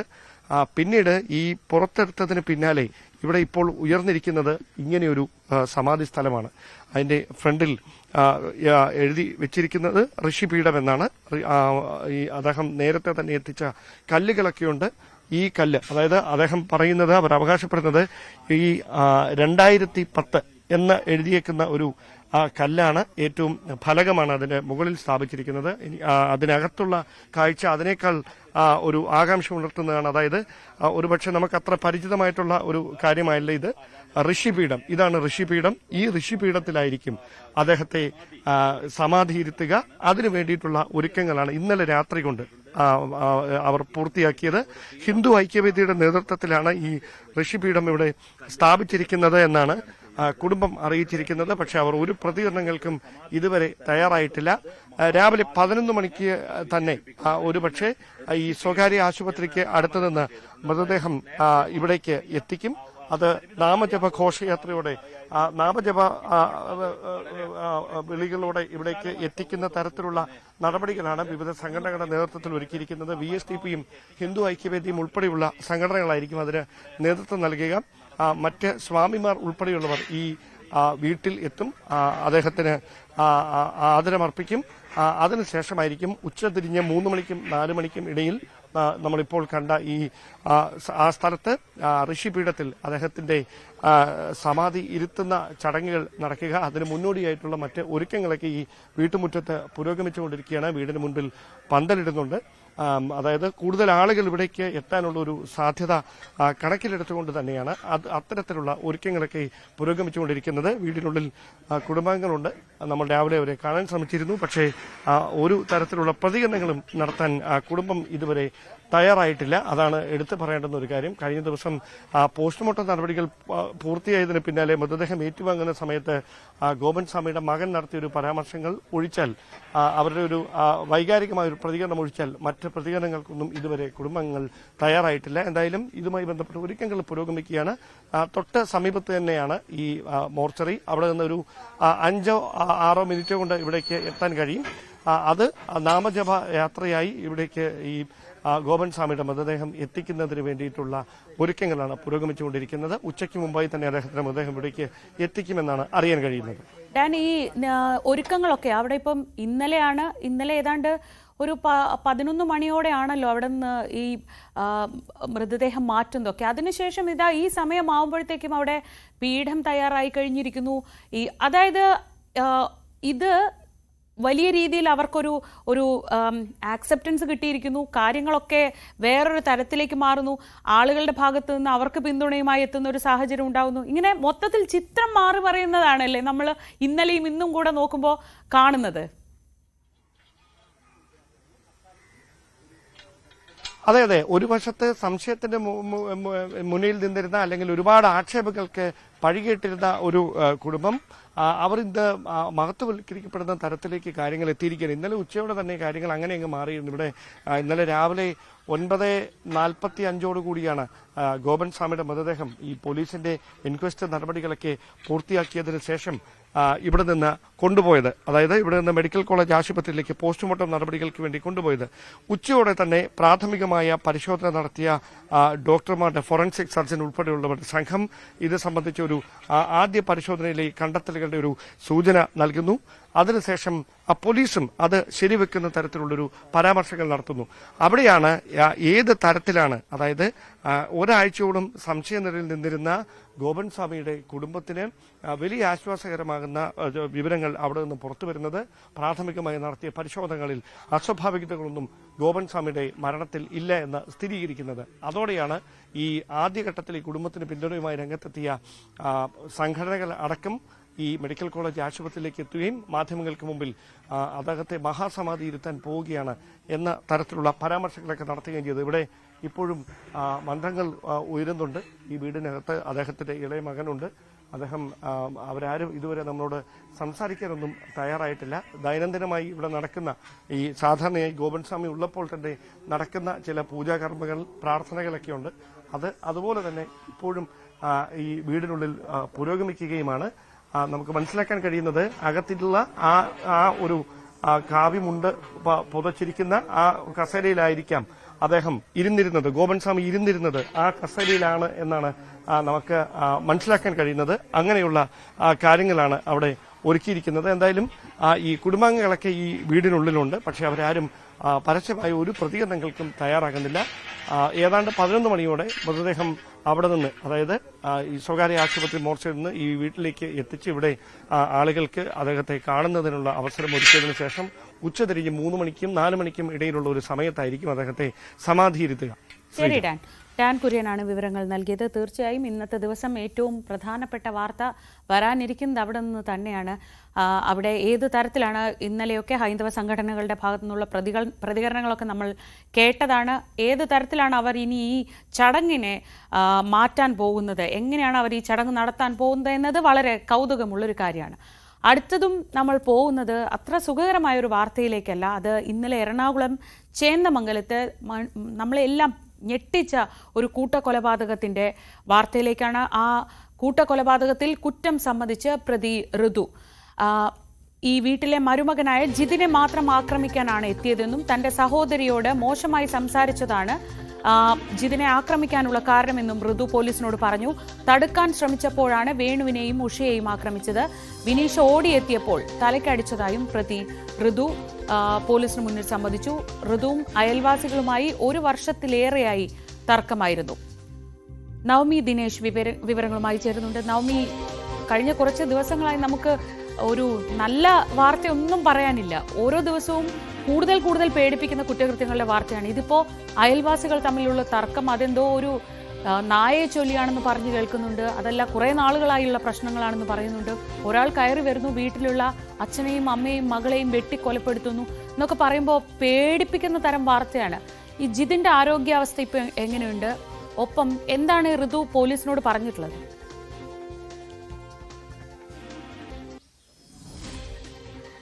ശ്രീജ, ഒരു കുടുംബത്തിലെ 3 പേരെ അതിദാരുണമായി വെട്ടിക്കൊലപ്പെടുത്തി എന്ന് പറയുമ്പോൾ തന്നെ നമുക്കത് ഒട്ടും ഉൾക്കൊള്ളാൻ കഴിയാത്ത, അല്ലെങ്കിൽ ഏറെ വിഷമിപ്പിക്കുന്ന ഒരു സംഭവം തന്നെയാണ്.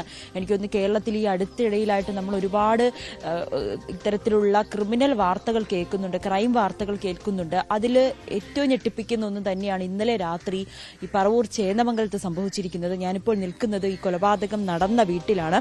ഇവിടെ ഇപ്പോൾ പോലീസിന്റെ ഒരു സുരക്ഷ കൂടിയുണ്ട്. വീട്ടിലെ 3 പേരെയാണ് അതിക്രൂരമായി വെട്ടിക്കൊലപ്പെടുത്തിയിരിക്കുന്നത്.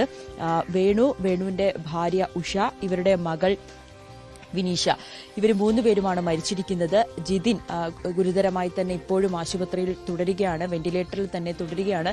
നമുക്ക് ഈ വിഷ്വലിൽ തന്നെ കാണാം ആ വീടിന്റെ CCTV ദൃശ്യങ്ങൾ. അതായത് ഈ കുറേ നാളുകളായി ഈ ഋതു ഈ പരിസരവാസികൾക്ക് വലിയൊരു ശല്യമുള്ളൊരു വ്യക്തിയാണ്. പ്രത്യേകിച്ച് ഈ വീട്ടിലേക്ക് എത്തുകയും അനുവാദമില്ലാതെ വീട്ടിന്റെ മുകളിൽ ടെറസിലൊക്കെ കയറിയിരിക്കുന്ന ഒക്കെ സാഹചര്യമുണ്ട്. കുറേ നാളുകളായി പല പോലീസിലൊക്കെ പരാതി നൽകുന്നുണ്ട്. ഋതുവിനെ പേടിച്ച് CCTV അടക്കം സ്ഥാപിക്കുന്ന ഒരു സാഹചര്യമുണ്ട്. പക്ഷേ പോലീസിൽ പരാതി നൽകിയിട്ടൊന്നും ഋതു അടങ്ങിയില്ല. കാരണം അത്രമാത്രം ക്രിമിനൽ ഉള്ള ഒരു വ്യക്തി തന്നെയാണ്. 2 കേസുകളുണ്ട്. തൃശ്ശൂർ പരിധിയിൽ ഒരു കേസുണ്ട്, അത് ഒരു ലഹരി ഇടപാടുമായി ബന്ധപ്പെട്ട്. മറ്റൊന്ന് മോഷണ കേസ്, അങ്ങനെ അക്രമം, അങ്ങനെ നിരവധി കേസുകളിലെ പ്രതി കൂടിയാണ് ഈ ഋതു. ഈ വീട്ടിലെത്തി, അതായത് ഋതു പോലീസിനോട് ഇത് കുറ്റം സമ്മതിച്ചിട്ടുണ്ട്. ഋതു പറയുന്നത് പ്രകാരം ഈ ജിതീഷ്, അതായത് ഈ വീട്ടിലെ മരുമകൻ ജിതീഷ് ഇപ്പോൾ ആശുപത്രിയിലാണ്. ജിതീഷ് ഋതുവിന്റെ സഹോദരിയോട് മോശമായി പെരുമാറി. ഇത് ചോദ്യം ചെയ്യാൻ ഇവിടെ വന്നതായിരുന്നു. ജിതിനെ ആക്രമിക്കുക എന്നൊരു ഉദ്ദേശം മാത്രമേ ഉണ്ടായിരുന്നുള്ളൂ. പക്ഷെ അതിനിടയിലേക്ക് ഈ ജിതിന്റെ ഭാര്യയുടെ അച്ഛനും അമ്മയും ഇടയ്ക്ക് കയറി. ഉടനെ തന്നെ ഇവർ ഇടയ്ക്ക് കയറിയതുകൊണ്ടാണ് അവരെയും ആക്രമിച്ചത്. ഇത് കണ്ടുകൊണ്ടിരുന്ന ജിതിന്റെ ഈ നിലവിളി ശബ്ദം കേട്ട് എത്തിയതായിരുന്നു ഭാര്യ. അങ്ങനെയാണ് ഭാര്യയുടെയും തലക്കടിച്ചത്. ഇരുമ്പ് പൈപ്പ് വടി ഉപയോഗിച്ചാണ് ഇവരെ തലക്കടിച്ച് കൊലപ്പെടുത്തിയത്. അതിൽ ജിതിന്റെ നില ഇപ്പോഴും ഗുരുതരമായി തുടരുകയാണ്. 2 കുഞ്ഞു മക്കൾ കൂടിയുണ്ട് ഇവർക്ക് എന്നുള്ളതാണ് അധികം നമുക്ക് വിഷമം തരുന്നത്. അവർ ഈ സംഭവം കേട്ട് ഓടി പുറത്തേക്ക് ഇറങ്ങിയതുകൊണ്ടാണ് അവരെ രക്ഷപ്പെട്ടത്. അങ്ങനെ ഒരു വീട്ടിലെ 3 പേരെയും അതിദാരുണമായി കൊലപ്പെടുത്തിയ ശേഷം ഈ ഋതു കുറ്റം സമ്മതിച്ചിട്ടുണ്ട്. തന്റെ സഹോദരിയെ മോശമായി പെരുമാറിയതാണ്, സഹോദരിയോട് മോശമായി ജിതിൻ സംസാരിച്ചത് കൊണ്ടാണ് ഇത്തരത്തിൽ ആക്രമിക്കാൻ എത്തിയതെന്നാണ് പറയുന്നത്. നമ്മൾ ഈ കാണുന്നതാണ് ഋതുവിന്റെ വീട്. അതായത് ഇവർ അടുത്തടുത്ത് അയൽക്കാർ തന്നെയാണ്, തൊട്ടടുത്ത് തന്നെയാണ് താമസിക്കുന്നത്. ഈ വീട്ടിലും ഇപ്പോൾ ആരുമില്ല. ഋതു ഇവിടെ നിന്നാണ് നേരെ ഓപ്പോസിറ്റുള്ള വീട്ടിൽ, അതായത് ഈ കാണുന്നതാണ് ജിതിന്റെ കൊല്ലപ്പെട്ട ഉഷയും വേണു ഒക്കെ താമസിക്കുന്ന വീട്. അങ്ങനെ തൊട്ട അയൽക്കാർ തന്നെയാണ്. ഈ പരിസരവാസികൾക്കെല്ലാം ഋതു ശല്യക്കാരനാണ്. പലതവണ പോലീസിൽ പരാതി നൽകി, നാട്ടുകാരെല്ലാം ഇടപെട്ട് കൗൺസിലറോട് പറഞ്ഞ് അങ്ങനെ പല രീതിയിലൊക്കെ ഇവർ സംസാരിച്ചിട്ടുണ്ടെങ്കിൽ പോലും ഋതു ഇത്തരത്തിലുള്ള അക്രമം തുടർന്നുകൊണ്ടേയിരിക്കുന്ന ഒരു സാഹചര്യം. ഇതിനിടയിൽ ഋതു ഈ ഡി അഡിക്ഷൻ സെന്ററിൽ പോയി എന്ന് പറയുന്നുണ്ട്, മനോരോഗത്തിന് ചികിത്സ തേടിയെന്നൊക്കെ പറയുന്നുണ്ട്. അത് പോലീസും സ്ഥിരീകരിക്കുന്നുണ്ട്. ഈ അടുത്തുള്ള ഒരു ആശുപത്രിയിൽ തന്നെ അതിനെ ചികിത്സ തേടുന്ന ഒരു വ്യക്തി കൂടിയാണ് ഋതു എന്ന് പറയുന്നുണ്ട്. ബാംഗ്ലൂരിൽ ഒക്കെ ജോലിക്കായിരുന്നു, മറ്റ് ആവശ്യങ്ങൾക്കൊക്കെ ബാംഗ്ലൂരിൽ പോയി തിരിച്ചു വന്നതേ ഉണ്ടായിരുന്നുള്ളൂ. 2 ദിവസം ആയതേ ഉള്ളൂ തിരിച്ചു വന്നിട്ട്. അതിനിടയിലാണ് ഇന്നലെ വൈകുന്നേരം ഇത്തരത്തിൽ ദാരുണമായ സംഭവം ഉണ്ടായിരിക്കുന്നത്. ചേട്ടാ, സംഭവം അറിഞ്ഞു വന്നു, ഇവരെ പരിചയമൊന്നും ഇന്നലെ വൈകുന്നേരത്തോടുകൂടി നിറച്ചിവിടെ ആളുകളൊക്കെ പരിസരവാസികളൊക്കെ ഇവിടെ എത്തിയിട്ടുണ്ടായിരുന്നു. പക്ഷെ ഇന്ന് എല്ലാവരും ഇവിടെ നിന്ന് പിരിഞ്ഞു പോയ സാഹചര്യം. മറ്റൊന്ന്, ഈ പരിസരവാസികൾക്കൊക്കെ ഒരേ സ്വരത്തിൽ പറയാനുള്ളത് അത് മാത്രമേ ഉള്ളൂ. ഋതു വലിയ ശല്യക്കാരനായിരുന്നു, ഒരു ക്രിമിനൽ സ്വഭാവമുള്ള വ്യക്തി തന്നെയാണ്. പലതവണ പോലീസിൽ പരാതി നൽകി. പക്ഷേ ഋതുവിന്റെ ഈ ഒരു സ്വഭാവം, അല്ലെങ്കിൽ ഋതുവിനെ നിയന്ത്രിക്കാൻ പോലീസിന് പോലും കഴിയാത്തൊരു സാഹചര്യം. 52 ദിവസങ്ങളോളം റിമാൻഡിൽ കഴിഞ്ഞ പ്രതി കൂടിയാണ് ഋതു. അതിനിടയിലാണ് ഇത്തരത്തിൽ വലിയൊരു കൊടും ക്രൂരത ആ കുടുംബത്തോട് കാണിച്ചത്. ആ കുട്ടികൾ അനാഥരാണ്. ഇപ്പോഴും ജിതിൻ അപകടനില തരണം ചെയ്തിട്ടില്ല. അങ്ങനെ വലിയ ഒരു ദുഃഖത്തിലേക്കാണ് ആ കുടുംബം ആഴ്ന്നിരിക്കുന്നത്. ബന്ധുക്കളൊക്കെ വളരെയേറെ വിഷമത്തിലാണ്. അപ്രതീക്ഷിതമായിട്ടുള്ള ഇവരുടെ ഒരു വിയോഗം. ഒപ്പം അവരുടെ പോസ്റ്റ്മോർട്ടം, ഇൻക്വസ്റ്റ് നടപടികൾക്ക് ശേഷം പോസ്റ്റ്മോർട്ടത്തിനായി കളമശ്ശേരി മെഡിക്കൽ കോളേജിലായിരിക്കും മൃതദേഹം കൊണ്ടുപോവുക. അതിനുശേഷം 4 മണിയോടുകൂടിയായിരിക്കും, കാരണം 3 മൃതദേഹങ്ങളും പോസ്റ്റ്മോർട്ടം ചെയ്യുന്നതിന് വേണ്ടി സമയമെടുക്കും. ഏകദേശം വൈകിട്ടോടുകൂടി മാത്രമേ ബോഡി വിട്ടുകിട്ടൂ. പക്ഷെ അപ്പോഴും എവിടേക്കാണ് കൊണ്ടുവരേണ്ടതെന്നോ എവിടെയാണ് സംസ്കരിക്കേണ്ടതെന്നൊന്നും ബന്ധുക്കൾക്ക് ഒരു ധാരണയായിട്ടില്ല. കാരണം ഒരു കുടുംബത്തിലെ തന്നെ 3 പേരാണ് മരിച്ചിരിക്കുന്നത്. മരുമകൻ ഇപ്പോഴും ആശുപത്രിയിൽ തന്നെയാണ്. ഈ വീട്ടിൽ ഇനിയിപ്പോൾ തെളിവെടുപ്പ് അടക്കം നടത്തേണ്ടതുണ്ട്. ചോര തളം കെട്ടി കിടക്കുകയാണ് ഈ വീട്ടിനുള്ളിൽ. ഇപ്പോൾ മൃതദേഹം ഇങ്ങോട്ട് കൊണ്ടുവരിക എന്ന് പറയുന്നത് ബുദ്ധിമുട്ടായിരിക്കും. എന്തായാലും ബന്ധുക്കളും ഇപ്പോൾ അതിന്റെ ഒരു ആശയക്കുഴപ്പത്തിലാണ്. എന്തായിരിക്കും ഇനി അടുത്ത നടപടി എന്നോണം. എന്തായാലും ഇപ്പോൾ ഋതു കുറ്റം സമ്മതിച്ചിട്ടുണ്ട്. എങ്കിൽ പോലും ഇത്രയും ക്രൂരതയാണ് ആ യുവാവ്, 27 വയസ്സേ ആയിട്ടുള്ളൂ യുവാവ് ചെയ്തിരിക്കുന്നത്. ഒരു കുടുംബത്തെ തന്നെ, അല്ലെങ്കിൽ ആ കുട്ടികളെ തന്നെ അനാഥമാക്കുന്ന ഒരു പ്രവൃത്തി തന്നെയാണ് ഈ കൊടും കുറ്റവാളിയായ ഋതുവിന്റെ ഭാഗത്ത് നിന്നും ഉണ്ടായത്. വളരെയേറെ ഞെട്ടലോടുകൂടിയാണ് ഈ വാർത്ത കേരളം കേട്ടതും. ഇന്നലെ വൈകുന്നേരത്തോടു കൂടിയാണ്, രാത്രിയോടുകൂടിയാണ് ഈ സംഭവം പുറത്തറിയുകയും ആളുകളെല്ലാം ഓടിയെത്തി ഈ മൃതദേഹങ്ങൾ ഇവർ 3 പേരെയും ആശുപത്രിയിൽ എത്തിക്കുകയും ജിതിനെ ആസ്റ്ററിലേക്ക് കൊണ്ടുപോവുകയും ചെയ്തത്. എന്തായാലും ഇപ്പോഴും ജിതിന്റെ ചികിത്സ തുടർന്നുകൊണ്ടിരിക്കുകയാണ്. അപകടനില തരണം ചെയ്തു എന്ന് പറയാൻ സാധിക്കില്ല. ഋതു എന്തായാലും കൊടും കുറ്റവാളിയായിട്ടുള്ള ഒരാളാണെന്ന് പോലീസും സ്ഥിരീകരിക്കുന്നുണ്ട്. ശരി നവമി, ഞെട്ടിപ്പിക്കുന്നതാണ്, അതുപോലെ തന്നെ വേദനിപ്പിക്കുന്നതുമാണ്. ഒരു കുടുംബത്തിലെ അച്ഛൻ, അമ്മ, മകൾ 3 പേരെ കുത്തിക്കൊലപ്പെടുത്തിയിരിക്കുന്നു. മകളുടെ ഭർത്താവ് ഗുരുതരാവസ്ഥയിൽ ആശുപത്രിയിലാണ്, ഇപ്പോഴും വെന്റിലേറ്റർ സഹായത്തിലാണുള്ളത്. 2 കുട്ടികളാണ് അനാഥരായി പോയത്. ഇതിനൊക്കെ കാരണം ഒരു ഹാബിച്വൽ ഒഫൻഡർ, സ്ഥിരം കുറ്റവാളിയായ ഒരാളുടെ പ്രവൃത്തിയാണ്. അപ്പോൾ പോലീസും കൂടി അതിന് മറുപടി പറയേണ്ടതുണ്ട്. എങ്ങനെയാണ് അങ്ങനെ സ്ഥിരം കുറ്റവാളിയായി, സ്ഥിരം പരാതിപ്പെടുമ്പോൾ സ്ഥിരം കുറ്റവാളിയായ ഒരാൾ ഇങ്ങനെ സ്വതന്ത്രമായി വിഹരിക്കുന്ന ഒരവസ്ഥ ഉണ്ടായത് എങ്ങനെയെന്നത് പോലീസിന് കൂടി ഉത്തരം പറയേണ്ടി വരും. ലഹരിക്ക് അടിമയാണെന്ന് പറയുന്നു, നിരന്തരം വീടുകളിൽ കയറി പ്രശ്നങ്ങൾ ഉണ്ടാക്കുന്നു എന്ന് പറയുന്നു. അങ്ങനെ ഒരാൾ ഒരു കുറ്റകൃത്യം നടത്തുമ്പോൾ അതിന് ഉത്തരം പറയേണ്ടത് പോലീസ് കൂടിയാണ്. മറ്റു വാർത്തകളിലേക്ക് മടങ്ങിയെത്താം ഇടവേളയ്ക്ക് ശേഷം. വീണ്ടും വാർത്തകളിലേക്ക്. വളരെ വിഷമിപ്പിക്കുന്ന വാർത്തകളാണ് തുടക്കം മുതൽ പറയുന്നതൊക്കെ. അപ്പോൾ ഇത്തിരി ആശ്വാസം നൽകുന്ന ഒരു വാർത്തയിലേക്ക് പോകാം നമുക്ക് അടുത്തതായി. വയനാട് അമരക്കുനിയെ കഴിഞ്ഞ കുറേ ദിവസങ്ങളിലായി ഭീതിയിലാക്കിയിരുന്ന കടുവ കൂട്ടിലായി. ഇന്നലെ അർദ്ധരാത്രിയോടെയാണ് 8 വയസ്സുള്ള പെൺകടുവ കൂട്ടിൽ അകപ്പെട്ടത്. തൂപ്ര ഭാഗത്ത് സ്ഥാപിച്ച കൂട്ടിലാണ് കടുവ പെട്ടത്. പുൽപ്പള്ളി അമരക്കുനി മേഖലയിൽ വലിയ ഭീതി പടർത്തിയ കടുവയെ പിടികൂടാൻ കഴിഞ്ഞിരിക്കുന്നു. വനംവകുപ്പിന് തീർച്ചയായും അഭിമാനിക്കാൻ കഴിയുന്ന ഒരു നേട്ടം തന്നെയാണുള്ളത്. ചുതലത്ത് range officer Sri K Rajeev Kumar നമ്മോടൊപ്പമുണ്ട്. സാർ, കഴിഞ്ഞ കുറേ ദിവസങ്ങളായി ആളുകൾ ഭീതിയുടെ ഒരു മുൾമുനയിലായിരുന്നു. അത് മാറ്റം വന്നിരിക്കുന്നു. ഇന്നലെ നിങ്ങൾക്ക് ആ കടുവയെ പിടികൂടാൻ കഴിഞ്ഞിരിക്കുന്നു. എന്ത് തോന്നുന്നു? വലിയൊരു ആശ്വാസം, അതുപോലെ ഒരു അഭിമാനവും തോന്നുന്ന നിമിഷമാണ്. ഈ പ്രദേശവാസികളുടെ അകമഴിഞ്ഞ സഹകരണം, അതോടൊപ്പം തന്നെ അവരുടെ സഹായം എടുത്തു പറയേണ്ടതാണ്. ഒപ്പം മാധ്യമ സുഹൃത്തുക്കളുടെ സഹായവും അവരുടെ ഞങ്ങളോടുള്ള സമീപനവും ഈ ഒരു ഉദ്യമത്തിൽ വളരെയധികം സഹായിച്ചിട്ടുണ്ട്. ഞങ്ങളുടെ ബഹുമാനപ്പെട്ട DFOയും അതുപോലെ തന്നെ ഡോക്ടർ അരുൺ സക്രിയ സാറിൻ്റെ നേതൃത്വത്തിലുള്ള സംഘവും ഈ ഒരു ഉദ്യമത്തിന് വളരെയധികം പ്രവർത്തനങ്ങൾ നടത്തിയിട്ടുണ്ട്. അവരുടെ ഒരു എഫേർട്ടാണ് ഈ ഒരു വിജയത്തിലേക്ക് കലാശിക്കാൻ മുഖ്യമായും കാരണമായിട്ടുള്ളത്. രണ്ട് തരത്തിലായിരുന്നു പറഞ്ഞിരുന്നത്. ഒന്ന്, ഈ കൂട്ടിൽ കയറുമെന്നൊരു പ്രതീക്ഷ ഉണ്ടായിരുന്നു. മറുവശത്ത് വെടിവെക്കണമെന്ന മുറവിളി നിരന്തരം ഉയരുന്നുണ്ടായിരുന്നു. വനംവകുപ്പിനൊരു, അല്ലെങ്കിൽ നിങ്ങൾക്ക് ഉദ്യോഗസ്ഥർക്കൊരു പ്രതീക്ഷ ഉണ്ടായിരുന്നു ഇത് കൂട്ടിൽ തന്നെ കടുവ കയറുമെന്ന്? ആദ്യമൊക്കെ കൂട്ടിൽ കയറും എന്നുള്ള ഒരു പ്രതീക്ഷയിലായിരുന്നു. പക്ഷേ പിന്നീട് കടുവയുടെ ഒരു സ്വഭാവം കണ്ടപ്പോൾ കൂട്ടിൽ കയറുമോ ഇല്ലയോ എന്നുള്ളൊരു ആശങ്ക ഉണ്ടായിരുന്നു. പക്ഷേ ബഹുമാനപ്പെട്ട ഞാൻ നേരത്തെ സൂചിപ്പിച്ചതുപോലുള്ള ഡോക്ടറുടെ നിർദ്ദേശങ്ങളും DFOയുടെ ഓരോ നിർദ്ദേശങ്ങളുമെല്ലാം അനുസരിച്ചുള്ള പ്രവർത്തനങ്ങളാണ് ഈ ഒരു ഉദ്യമം വിജയിക്കാൻ ഇടയാക്കിയത് എന്ന് തന്നെയാണ് പൂർണ്ണമായ വിശ്വാസവും ഉറപ്പും. ഈ അവസാനം നിർമ്മിച്ച കൂടുകളും ഒരു നിർണായക ഘടകമായി മാറി അല്ലേ? ഒരു ആട്ടിൻകൂട്ടിനോട് അതേ രീതിയിൽ തന്നെ നിങ്ങൾ അത് നിർമ്മിച്ചു. അപ്പം ഈ ആടുകൾ അതിനകത്തുണ്ടായിരുന്നു. ഈ കടുവ അങ്ങോട്ട് ആകർഷിച്ച് വരുത്താനുള്ള എല്ലാ സാഹചര്യവും ഉണ്ടാക്കി. ഈ നമ്മൾ വെക്കുന്ന കേജുകളിലേക്ക് കടുവ കയറാൻ മടിക്കുന്നു എന്നൊരു സംശയം ഉണ്ടായപ്പോൾ അക്കാര്യത്തിൽ ഡോക്ടറും DFOയും എല്ലാം നിർദ്ദേശിച്ചു. ഇതൊരു ആട്ടിൻകൂട് പോലെ നമ്മൾ മാറ്റിയാൽ ചിലപ്പോൾ ഈ കടുവയ്ക്ക് അതിലേക്ക് കയറാനുള്ള ഒരു സാഹചര്യം ഉണ്ടാകുമെന്ന്. അതനുസരിച്ച് ഇന്നലെ കൂടുകളെല്ലാം ആ ഒരു രീതിയിലേക്ക് മാറ്റം വരുത്തുകയായിരുന്നു. എന്തോ ഭാഗ്യവശാൽ ഇന്നലെ രാത്രി കടുവ അത്തരമൊരു കൂട്ടിൽ കയറുകയും ആ ഉദ്യമം വിജയിക്കുകയുമാണ് ഉണ്ടായത്. ഈ 1-2 സ്ഥലങ്ങളിൽ ഈ കടുവ ഇതിന് ചുറ്റിക്കിറങ്ങി പോകുന്നു, അതിൻ്റെ കേബിളിൽ തട്ടി ഡോർ അടഞ്ഞു പോകുന്നു, അങ്ങനെ ചില പ്രശ്നങ്ങളുണ്ടായി അല്ലെ? ആളുകളും പറഞ്ഞ് ഈ കടുവ കൂടിനോട് പരിചിതമായിരിക്കുന്നു, അതുകൊണ്ട് കെണി വെച്ചാൽ കിട്ടാൻ ബുദ്ധിമുട്ടാണെന്നൊക്കെയുള്ള വിമർശനങ്ങൾ വന്നു ആ ഘട്ടത്തിൽ അല്ലേ?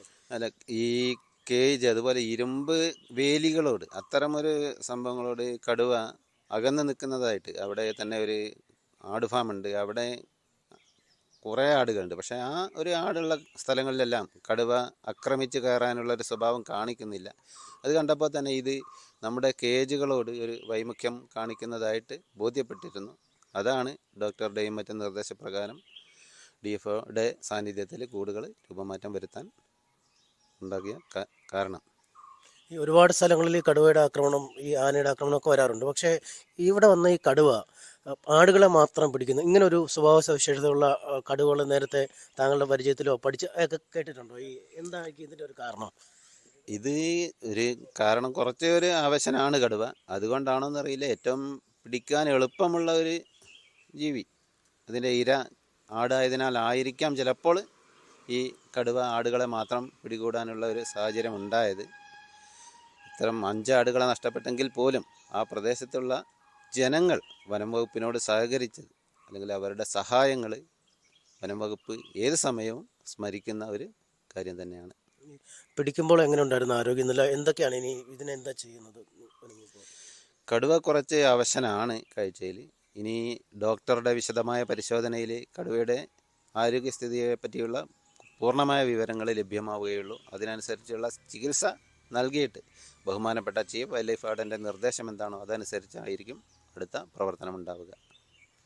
Range officer MK Rajeev Kumar ആയിരുന്നു. അദ്ദേഹമൊക്കെ ദിവസങ്ങളോളം ഉറക്കളച്ച് ഈ രാപ്പകലില്ലാതെ പകൽ മുഴുവൻ വെയിലും കൊണ്ടും മറ്റും നടക്കുന്നു.